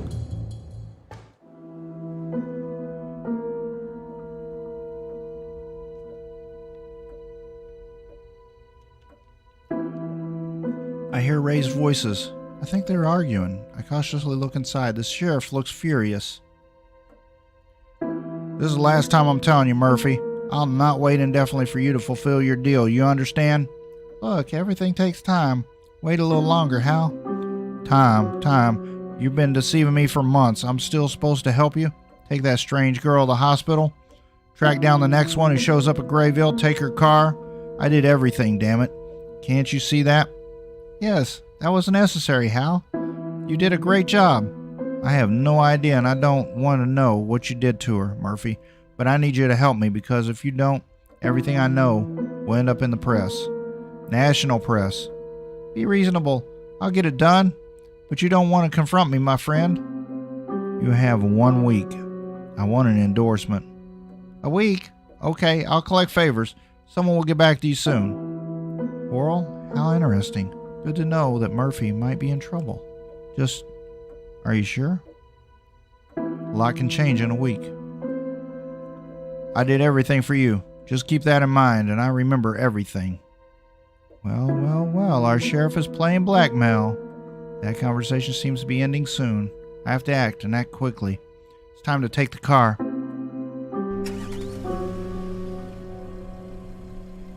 Feels good to collapse into a familiar chair. I reach into the glove compartment. My hand freezes in mid-motion. Why, Karen?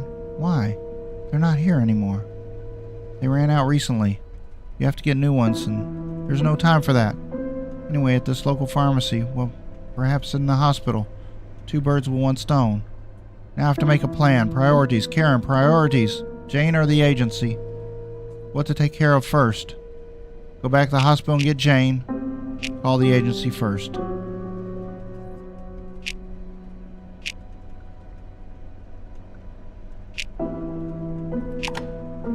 I'll go back to the hospital, take care of everything, and then give them a call.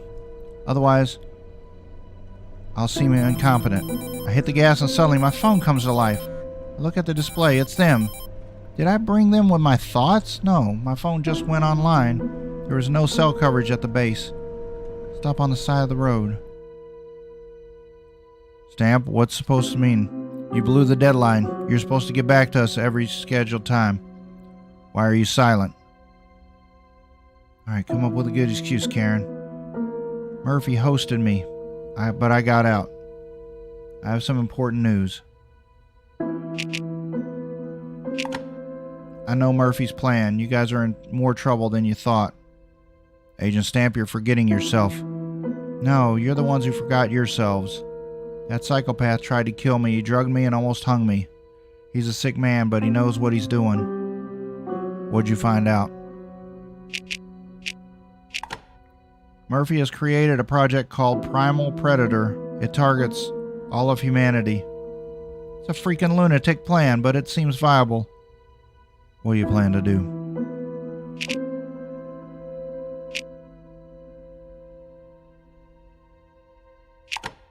I have to find and capture Murphy. He knows the most about this disease. Disease? Explain.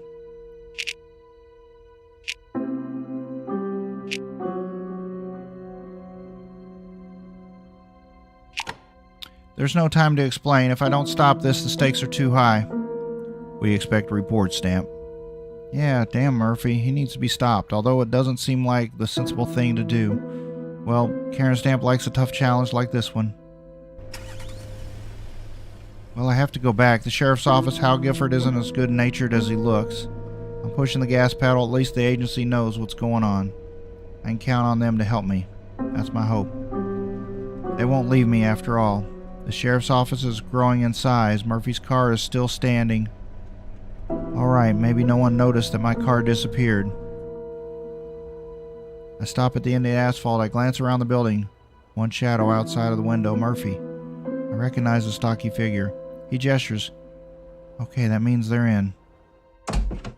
I reach for my gun, push the door and enter the familiar office, and then I embrace what I was missing on the outside. Damn. Just one voice. Murphy was talking to himself. I thought Hal was sitting in the study. Behind me, I hear the creak of a door closing. Why don't you make yourself comfortable, girl? Looks like you're not going anywhere. Damn, they got me. Well, I knew you escaped from the base. It's already been reported to me. You made quite a fuss, little girl. My people are now in custody.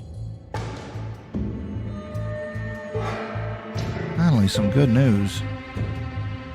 Not according to plan. I don't think he has a chance. I won. Now you'll be mine. Hope you want to do it the easy way.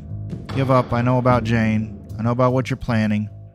He snorts, amused. I told you, girl, it doesn't matter in the slightest. I can't be stopped anymore. And yet, I've accomplished something. I'm free. All it takes is that you end up with the agency. He shakes his head. With his hand, he encourages the sheriff. The man stands visibly confused. Hal, take care of the lady. Only effectively, my friend. What? Hey, I didn't sign up for this. You didn't say anything about killing, especially women. Chauvinistic remark, but I'd better keep quiet, especially since it's working in my favor.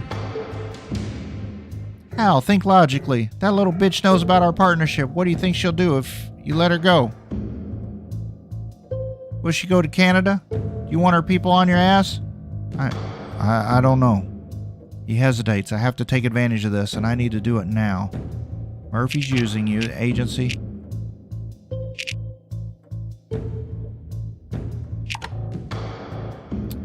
He is just a puppet in Murphy's hands. The question is, does he realize it? I'll try to sober him up.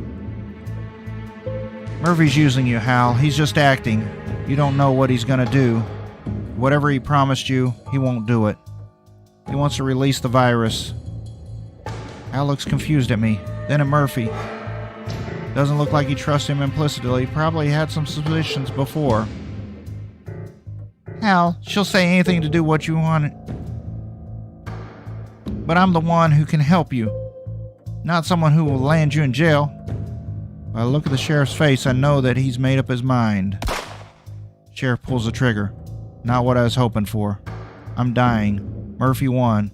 Nothing hurts me more than this damn realization. Fuck yeah! I should have chased Jane. Oh, thank you, Casper. Man. Thank you so much, man. That helps out a lot. I can't win with that psychopath. Not on his turf. I see her face again. She's coming for me. The last thing I remember. It's not how I wanted to leave. Goodbye, Karen Stamp.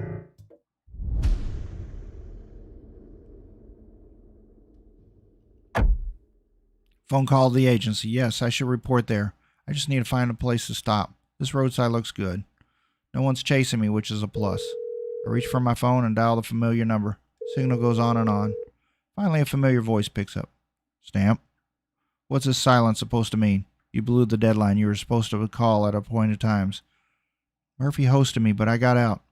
I have some important news. I need your help. But I need your help very badly. I can't do this without it. I admitted my lack of control to the fact that the task overwhelmed me. For a long while, all I hear on the receiver is silence. What have you determined, Stamp? What's the situation? What is the most important thing? Who's more important, Jane or Murphy? Project Primal Predator and the plan to infect the world with this damn virus. The brain behind the operation, or Jane, who's the key to everything? Grey Ville needs to be cut off from the world. Murphy wants to destroy the world. Jane is the key.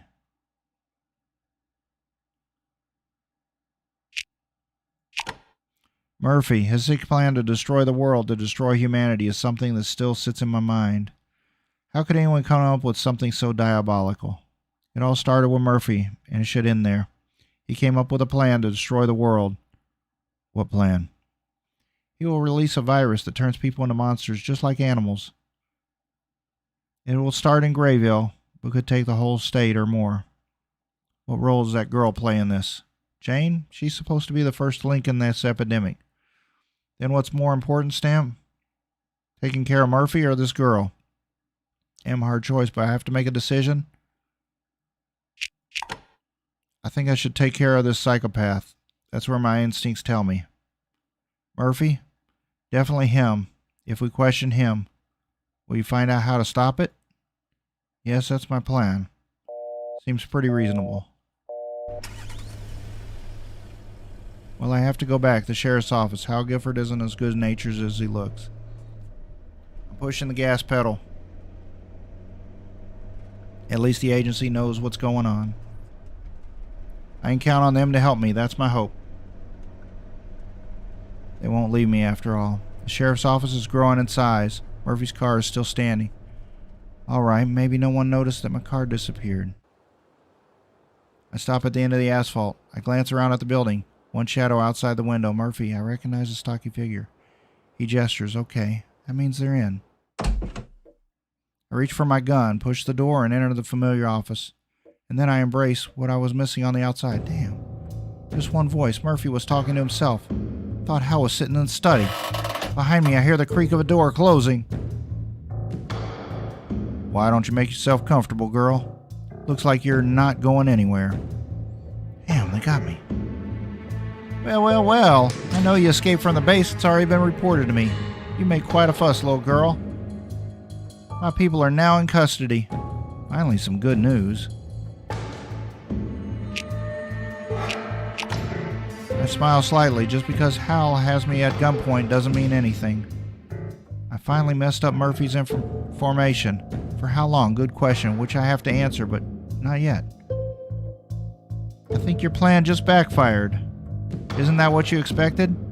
Murphy smiles slightly. Uh-oh. I told you, whatever happens, I'm prepared. Did you forget? You can't beat me that easily. It doesn't matter, not even the slightest. How does it not matter? You'll tell me yourself how to stop this. He shakes his head negatively. With his hand, he encourages the sheriff. The man stands visibly confused. Hal, take care of the lady, only effectively, my friend. What? Hey, I didn't sign up for this. You didn't say anything about killing, especially women. Chauvinistic remark, but I'd better keep quiet, especially since it's working in my favor. Hal, think logically. That little bitch knows about our partnership. What do you think she'll do if she let her go? Will she go to Canada? Do you want her people on our ass? I don't know. He hesitates. I have to take advantage of this, and I need to do it now. Murphy's using you. Agency has everything.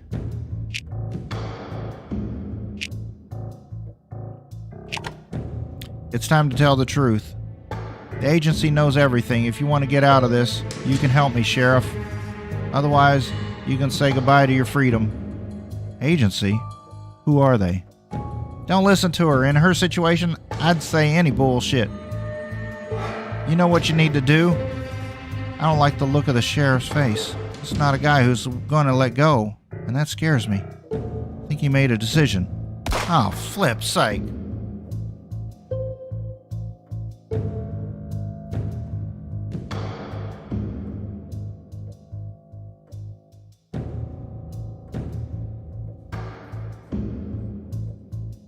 Come on, man.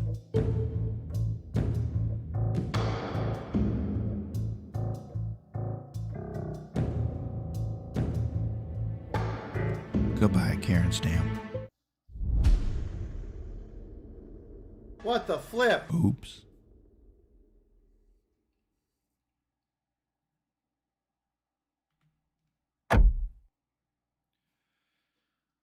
All right, the phone call to the agency. No one's chasing me, which is a plus. I reach for my phone. Finally, a familiar voice picks up. Stamp, what's the silence supposed to mean? You blew the deadline. I have some important news. I know Murphy's plan. You guys are in more trouble than you thought. Agent Stamp, you're forgetting yourself. No, you're the ones who forgot yourselves. That psychopath tried to kill me. He drugged me and almost hung me.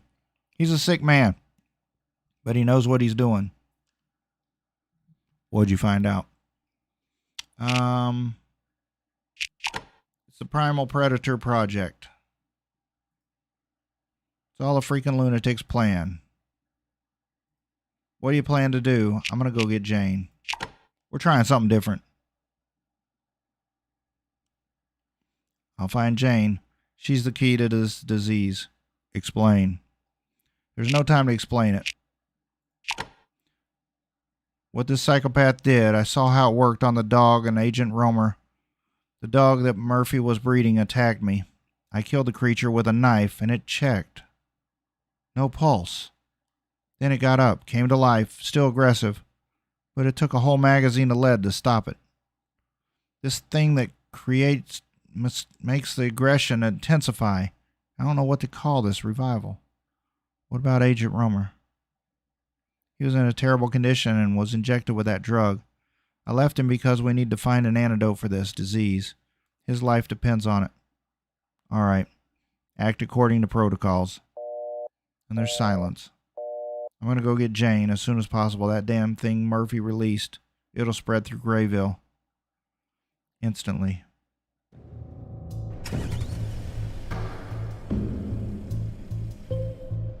So, Jane, time to go. It's getting late, and the agency isn't going to wait around forever. What's my plan? No plan. Well, that's a very good question, Stamp. What's the plan? I can't even smoke. Oh, and I need a smoke. I know that Ellen, the sweet nurse, will be starting her shift soon. She was lovely, delicate, so wonderfully flavorful. Well, I guess I'll have to use her now. If I dressed up as her, it might work. We're similar in height, body shape. I don't think I see any special obstacles here. Pretending to be a nurse? Good thought. So the plan created itself. Patient's condition improving. How are you feeling? What's your name? How can we help you? Medication. Works well. Motor skills. Normal.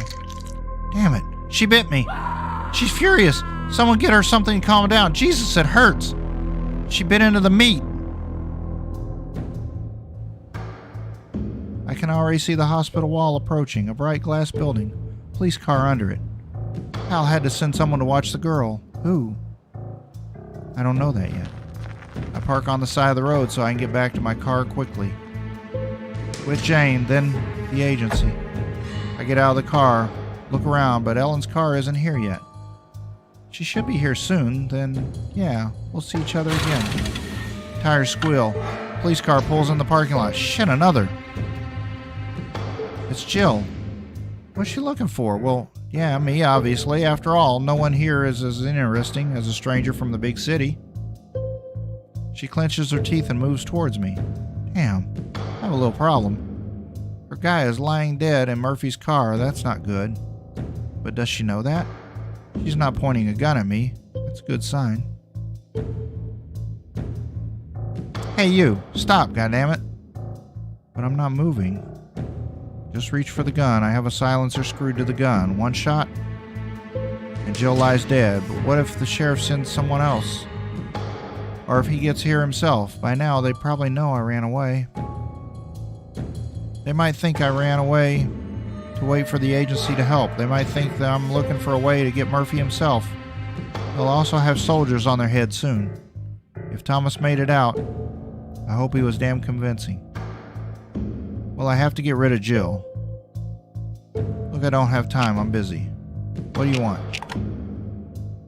I sigh. In fact, I don't really have time to chat. Rude and abusive, that's how I'll get rid of her. Hey, what do you want?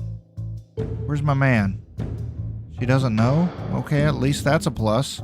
I don't have to explain the contents of the trunk. Alright, Karen, where's her boyfriend?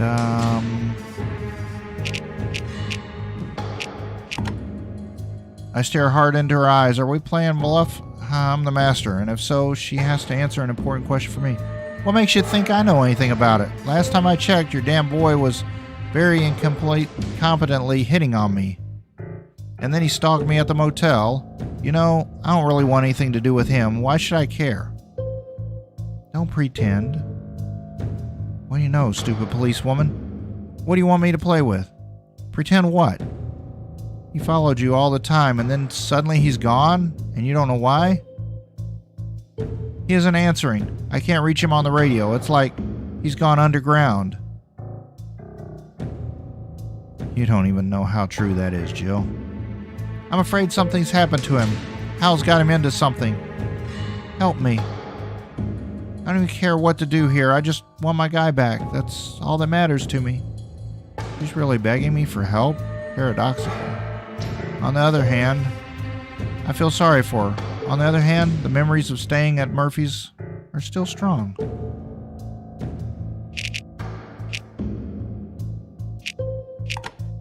I have to get rid of her quickly.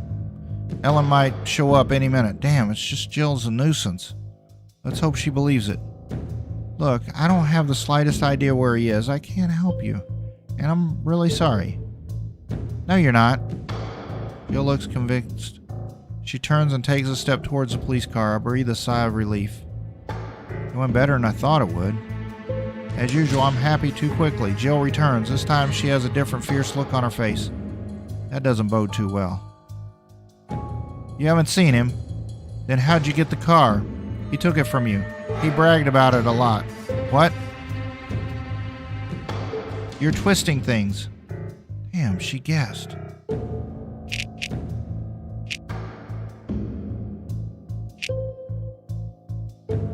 Yes, I met him in the parking lot. He's right there. Well, I'll give you a spark of hope. If it doesn't cost too much, it may prove important in the next steps. Just let her get out of here. He was in the parking lot by the sheriff's office. Whether he's still there, I don't know. You nasty... Well, finish it, or better not. I don't want any more trouble. Now I have my own mind on my mind. I'm not his keeper. I don't know. Put a collar on him or something. She gets in the car furiously and shows me something through the window. Her guy will never answer her again. I'd like to see the look on her face when she finds out. Bye, Jill. I'm all alone except for Ellen. She should be here any minute. How should I approach her? What should I say to make her believe me? How should I behave? Story I have, it's not believable. Sounds like a damn fairy tale, and I know. Ellen cares about other people's lives. She's a good girl. Jill's not here anymore, and I'm still waiting. I look at my watch. Sweet Ellen. We had a fun evening. It's true that I left early in the morning, but that shouldn't change anything. We agreed on a one-night stand, and that's what each of us got. The roar of an engine, the familiar shape of Ellen's town car, and there she is. Watch as she parks on 2 tires. She's nervous, her hands shaking as she closes the door. She's on her way to the hospital. Damn, she's so pretty. And I'm about to lose my chance. I have to do it. I have to break her heart. Otherwise, all is lost. I clench my hands into my fist to stand up. Hey, Ellen, hold on a second. She stops, startled in mid-step. She turns uncertainly towards me. Awareness is painted on her face. She smiles slightly and sincerely. Hey, are you still here? I thought you took her and disappeared. Yeah, I thought so too. Things got pretty damn messed up. Are you coming with me? I'm just about to start my shift. I'm glad you're here, even though I thought you didn't want to see me anymore. Well, yes, good point. Can we talk for a minute? I won't take too much time. She hesitates a moment, but finally nods. She is so damn trusting. I have a gun hidden in my pocket. The last thing I want to use today, but no one can say I'm not prepared. I'll try to be more gentle. After all, she is Ellen. What's this about, Karen? Something happened, right? I don't know if she read it from my voice or my face. Yes, something happened.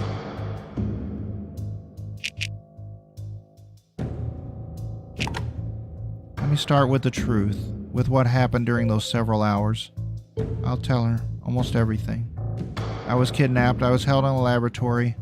This scientist from here, Murphy, you probably don't know him, but he's one hell of a dangerous guy. He works with the sheriff.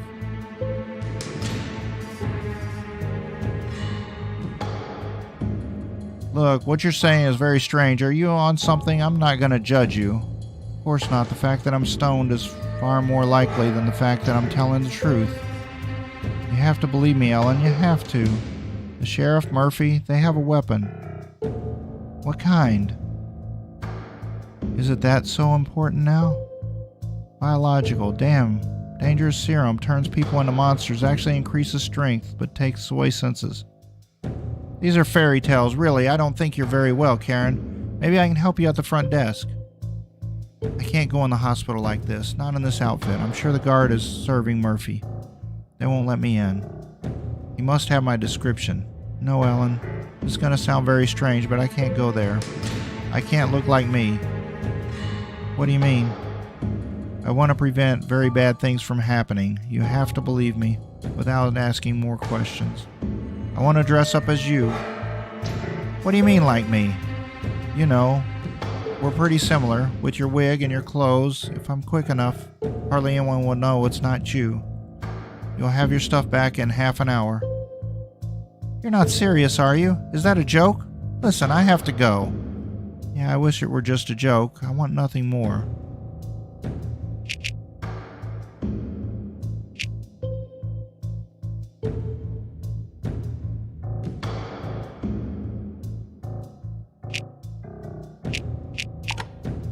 I'll give you more details. Simply put, maybe that will do something.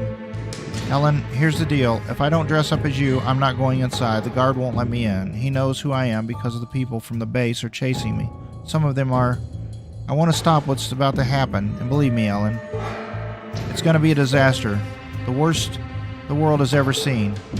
It will involve more than just Grey Ville. But the whole world? Oh my, Karen. No offense, but you sound like a crazed person. Seriously, you're a pretty weird person. I like you, but that doesn't change anything. You don't understand me, please.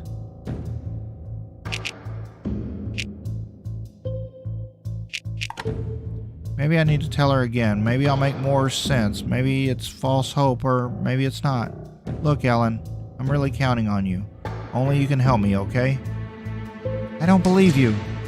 I'm not lying. You know I'm really here on government matters. Hardly anyone was supposed to know about this. Nothing interesting is happening in Grey Ville. But I was really being held at a military base. I fought a dog that was dead and came to life. This all happened. No, Karen, no. Even if you're right, there are people out there who need me. I won't leave the hospital. She turns away, walks away. My hand reaches for the gun, but Ellen's too far away. She runs inside. Damn. I was left alone. Ellen disappears in the hospital building with her. Gone was my chance to scout on incognito.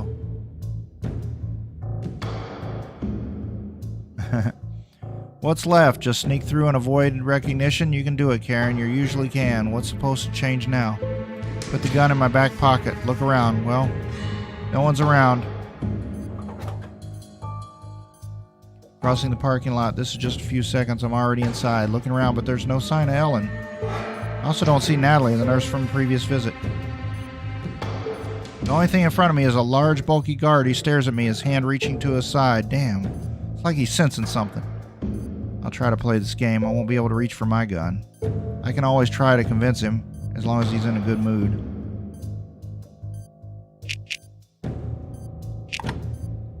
Excuse when my sister's a good one. After all, it always melts hearts, even the biggest tough guys. I smile as sweetly as I can. You know, I have to visit my sister. I drove to Grey Ville from very far away, and she misses me so much. You have a heart, don't you?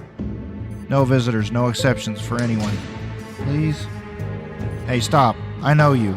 Oh, shit, that's what I was afraid of, probably most of all. Standing in front of a guy who clearly has no good intentions, he squints his already small eyes and mutters something under his breath. Damn, I caught you. I'll get a reward. Shit, there's no point in convincing him. He has to act directly under Murphy. Yeah, bravo. What are you going to do? I'll report you right away. I only have a moment.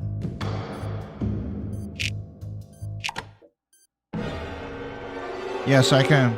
Wait, but what's the point? Throw myself at him, trying to snatch what he holds in his hand. We struggle for a moment, but he's definitely stronger. He throws me to the floor, aims his gun at me.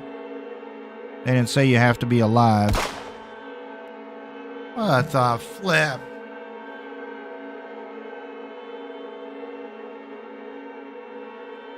Boy, that didn't work out.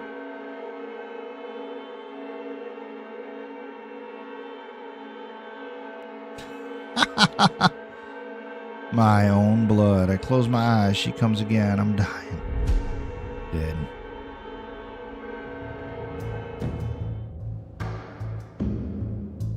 I can't go to the hospital like this. Not in this outfit. I'm sure the guard is serving Murphy. They won't let me in. He must have my description. No, Ellen. This is going to sound very strange, but I can't go there. I can't look like me. What do you mean?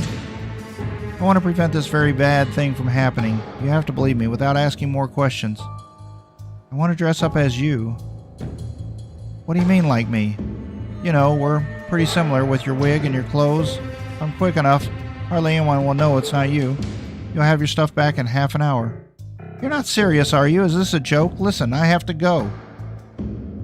Yeah, I just wish it was a joke. I want nothing more.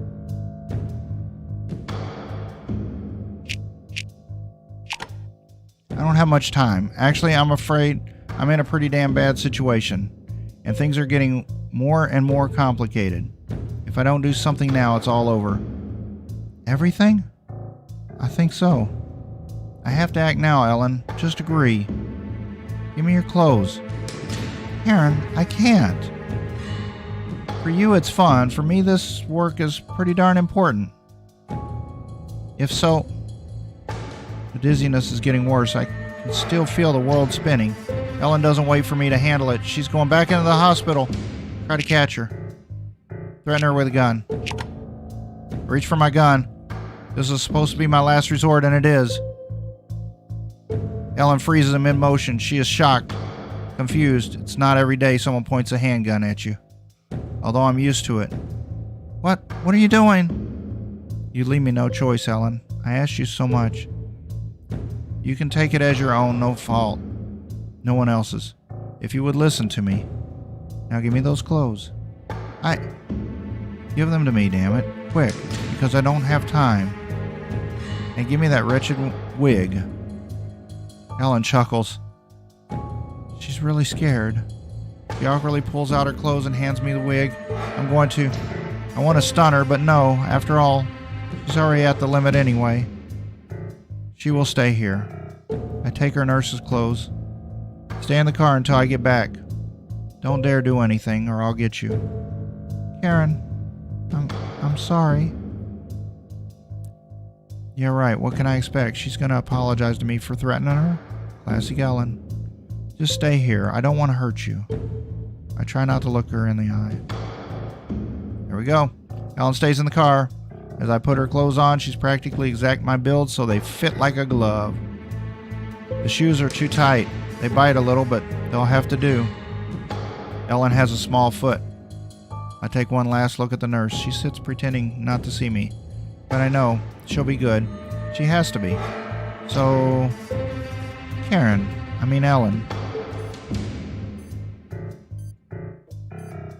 Walk into the reception. Everything looks exactly as I remember, just so damn empty.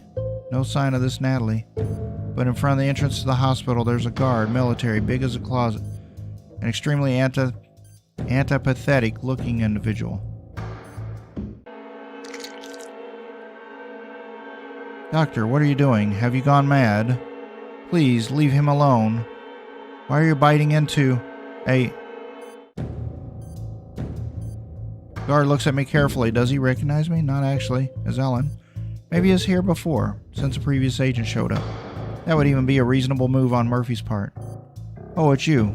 Have a nice day. That solves all the doubt, but what now? I'll try to act like Ellen. We even have a similar voice, okay?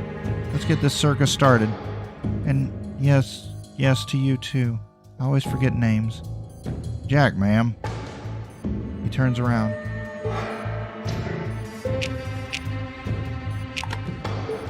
I can pull this off. Well, at least he'll remember me.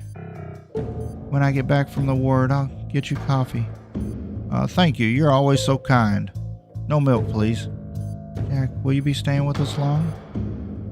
I don't know. For now, the boss says keep watch. Someone's out there trying to hurt you. You better keep me informed about anything weird.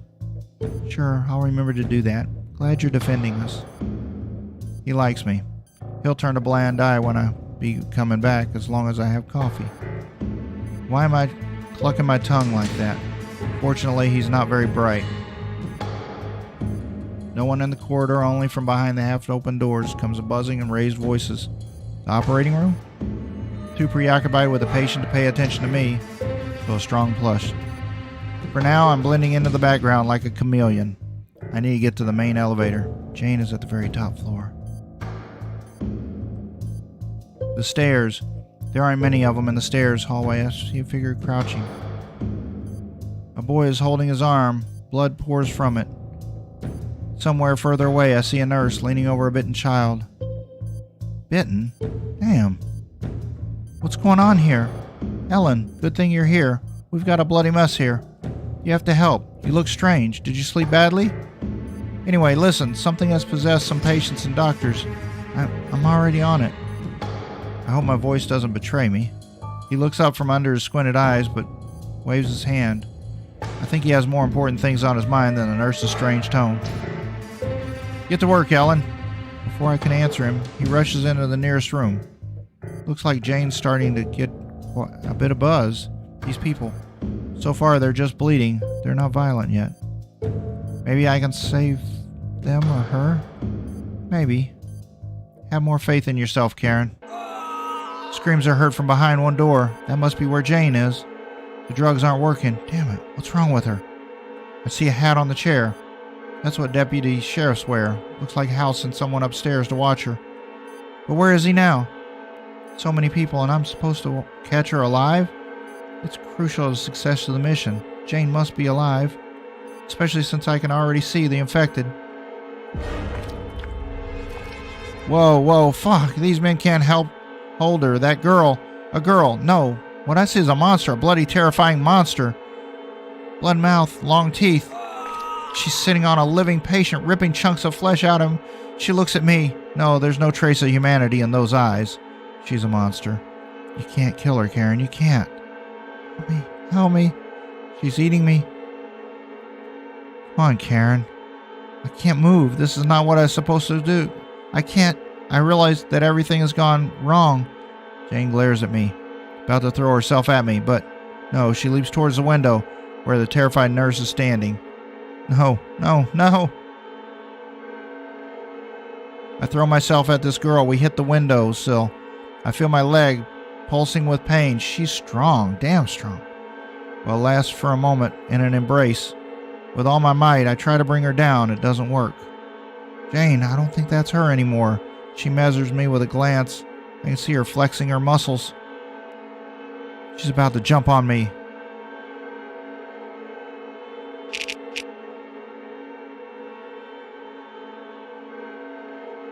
Shoot her. I can't kill her. This will ruin everything, but I have no choice. I reach for the gun. It's in my back pocket. So close, yet so far away. Jane sees my movement. I think she knows. Maybe she has some human flashes. She throws herself at me before I can draw my gun and digs her claws into my wrist. What the flip?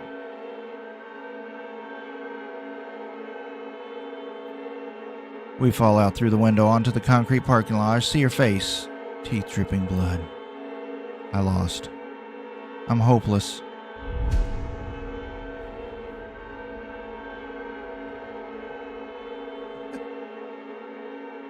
I throw myself at this girl. We hit the windowsill. I can feel my leg pulsing with pain. She's strong. Damn strong. We lost for a moment in an embrace. With all my might, I try to bring her down. It doesn't work. Jane jerks away from me. Jane, I don't think that's her anymore. She measures me with a glance. I can see her flexing her muscles. She's about to jump on me. Make a dodge. I bend over like a coward, not an agent. I step out of the way of the virus-possessed Jane. She throws herself onto the nurse. She bites her and then jumps out the window. I try to catch her, but she pushes me away. She's so damn strong. Whatever Murphy was trying to do, I think it worked out all too well.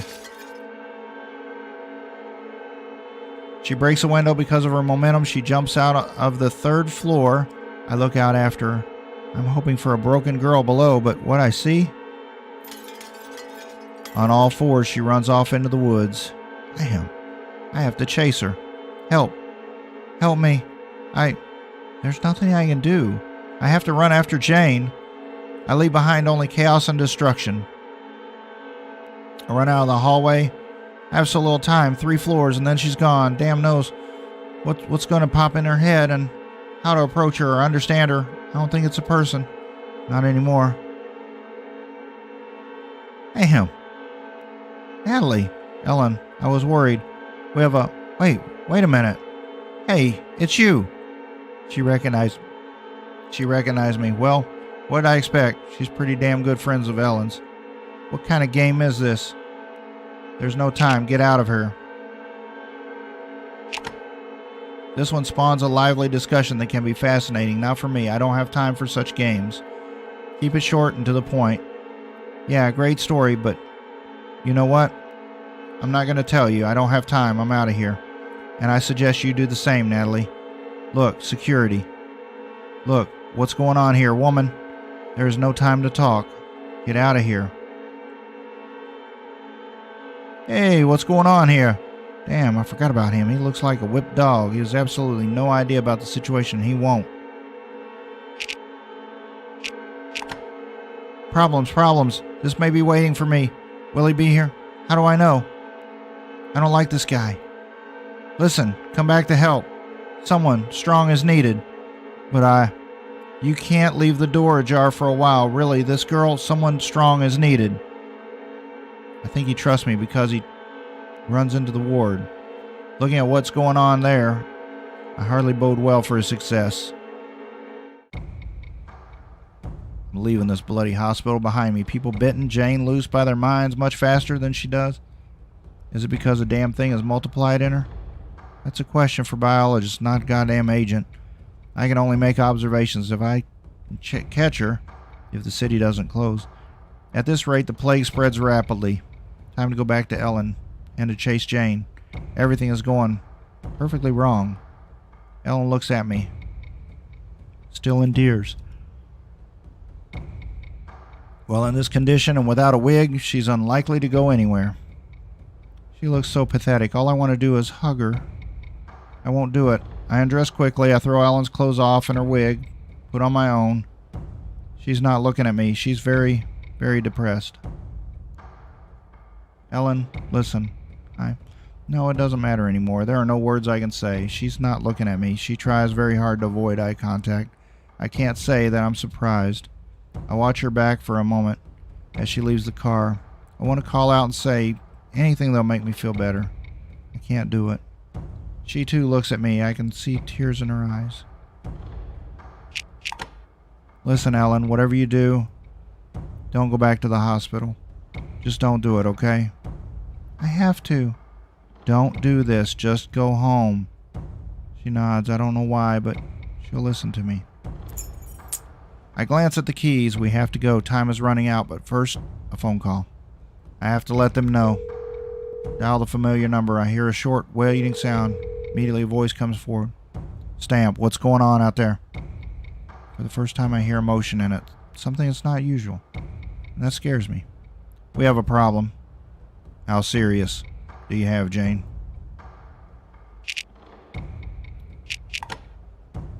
I have to tell the truth, otherwise it won't work. Finally, honesty. Once I chose wrong, and I got a second chance, I can't waste it. Jane escaped. She jumped out the window. I'm currently tracking her. She is much more aggressive than I thought. Can you handle it, Stamp? Shake my head. No point. They can't see it anyway. Can I do it? Great question. I wish I could answer it, but I can't. I'll try, but she's infected the patients. If I catch her, maybe they'll be able to make an antidote. If. Is the city infected? The hospital is, but now she's escaped. Hey, Clinton, how you doing, buddy? Damn it. How can they do this to me? Dial the last number feverishly until I feel my hands twitch. My world is starting to spin. The lack of medication, those damn events. No wonder. I keep losing contact. On the other side of the deafening message, there's no such number. I'm officially out of the picture. Well done, Karen.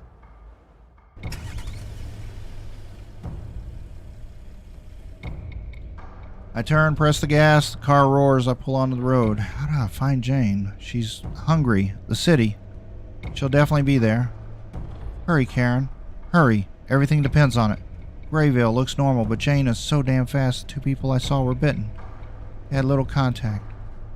Where does she go from here? What does she remember from this town? The military base, the station. Bob. I have to make it on time. My head is spinning again. Images fly by as if in a kaleidoscope. I speed up. Buildings give way to forest. Be careful, Karen. My ear is going crazy. Suddenly, the steering wheel is slipping from my hands. It has a life of its own, hitting the trees. I cover my face with my hands.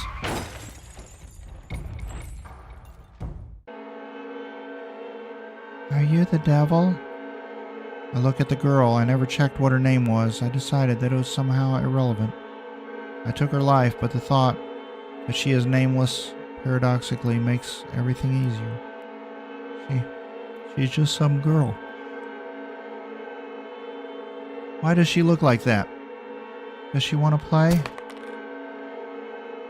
Bang! And she's dead. I can't help her. I never could. Whatever happens, it'll all be bad. Damn. How long was I unconscious? Accordingly to the watch, far too long. It's getting worse. Harder and harder. Bob. He's the one I'm supposed to find. Jane. Oh shit, I hear something. I see movement further away. Silhouettes. Soldiers. Loud orders. Major Axelrod had to take the initiative. The soldiers are on my side, but is that certain? They won't trust me. Something's moving through the bushes. Jane? I push my way through the bushes. Sharp thrones scratch my sleeves, my face. I'm already holding a gun in my hand. Unlocked. After what I saw at the hospital, I won't let myself be surprised again. Nobody can run with their legs shot off. I see a figure at the end of the path.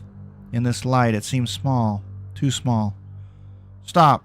Stop. I'm not going to hurt you. Maybe this will help. I try to aim my weapon, but the dizziness doesn't make the task any easier. She doesn't stop. Should I pull the trigger?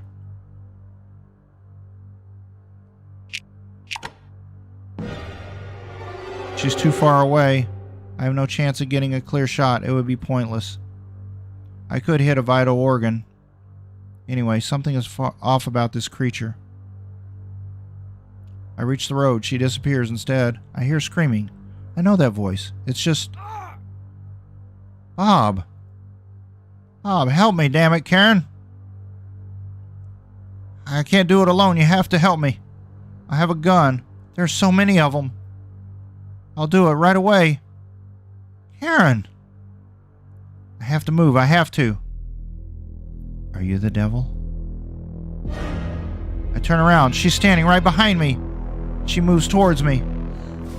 I run through the forest. I'm running, even though I can't hear anything. The only thing that comes to me is a scream. Bob's shrill scream. I'm sorry. I stumble and fall under a tree.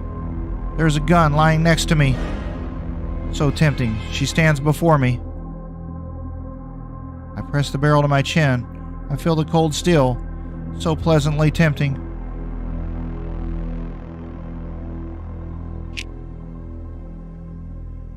What? I pull her to me in my open arms. I hug her tight. Not looking at how she looks. I accept who she is. I'm sorry. I'm sorry, but I can't fix this. She disappears. I think she needed it as much as I did. Closure. I gather myself, wiping away my tears. There's a calmness in my mind for the first time in a long time. I am truly the master of my thoughts. Where I left Bob before is now just a corpse I've seen before, and a trail of blood. I'm going to the station, Jane. Gun. Bob had a gun. It'll come in handy. I open the door inside. I don't see or hear anyone.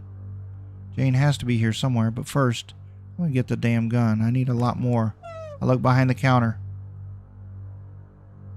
Fuck. Is she real? A girl? The last thing I would have expected. Hey, I'm not going to hurt you. Take it easy. I'm afraid. Easy, easy. I'm not gonna hurt you, little girl. Where are your parents? Hi, Uncle Bob. He's lying there. He's moving. He crawled all the way out here in the back? Bob looks terrible, but he's still breathing. But is it still him? Pulled the gun in front of me.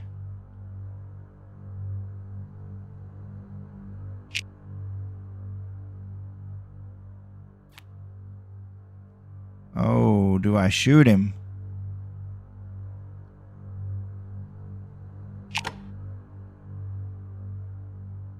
Oh. First rule, always have a plan. Second rule, whenever possible, be silent. Third rule.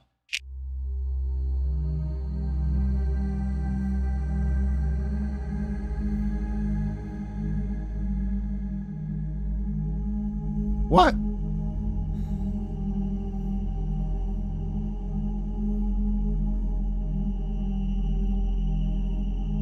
Yeah. So, I'm having a feeling that this is the second chapter, second installment of this story, and there will be another third installment coming at a later date. Wow. Really interesting story. If you guys haven't seen part one, I did that a couple of days ago. It kind of ended similarly. That there was a big question mark. And then this one came out a few days ago. So I did this. Yeah, at least she has a nice car. That's right. Yeah, I was kind of hoping the way this was going that this would be closure and this would be the end, but I'm thinking there's probably going to be a part 3. Wow. At least we didn't die. No deaths in this video. Alright guys, I think there might be a small section I might need to blur out. Maybe. Alright. Thank you all very much. You all have a wonderful, wonderful evening. Appreciate you listening to this very interesting story. Have a great night all.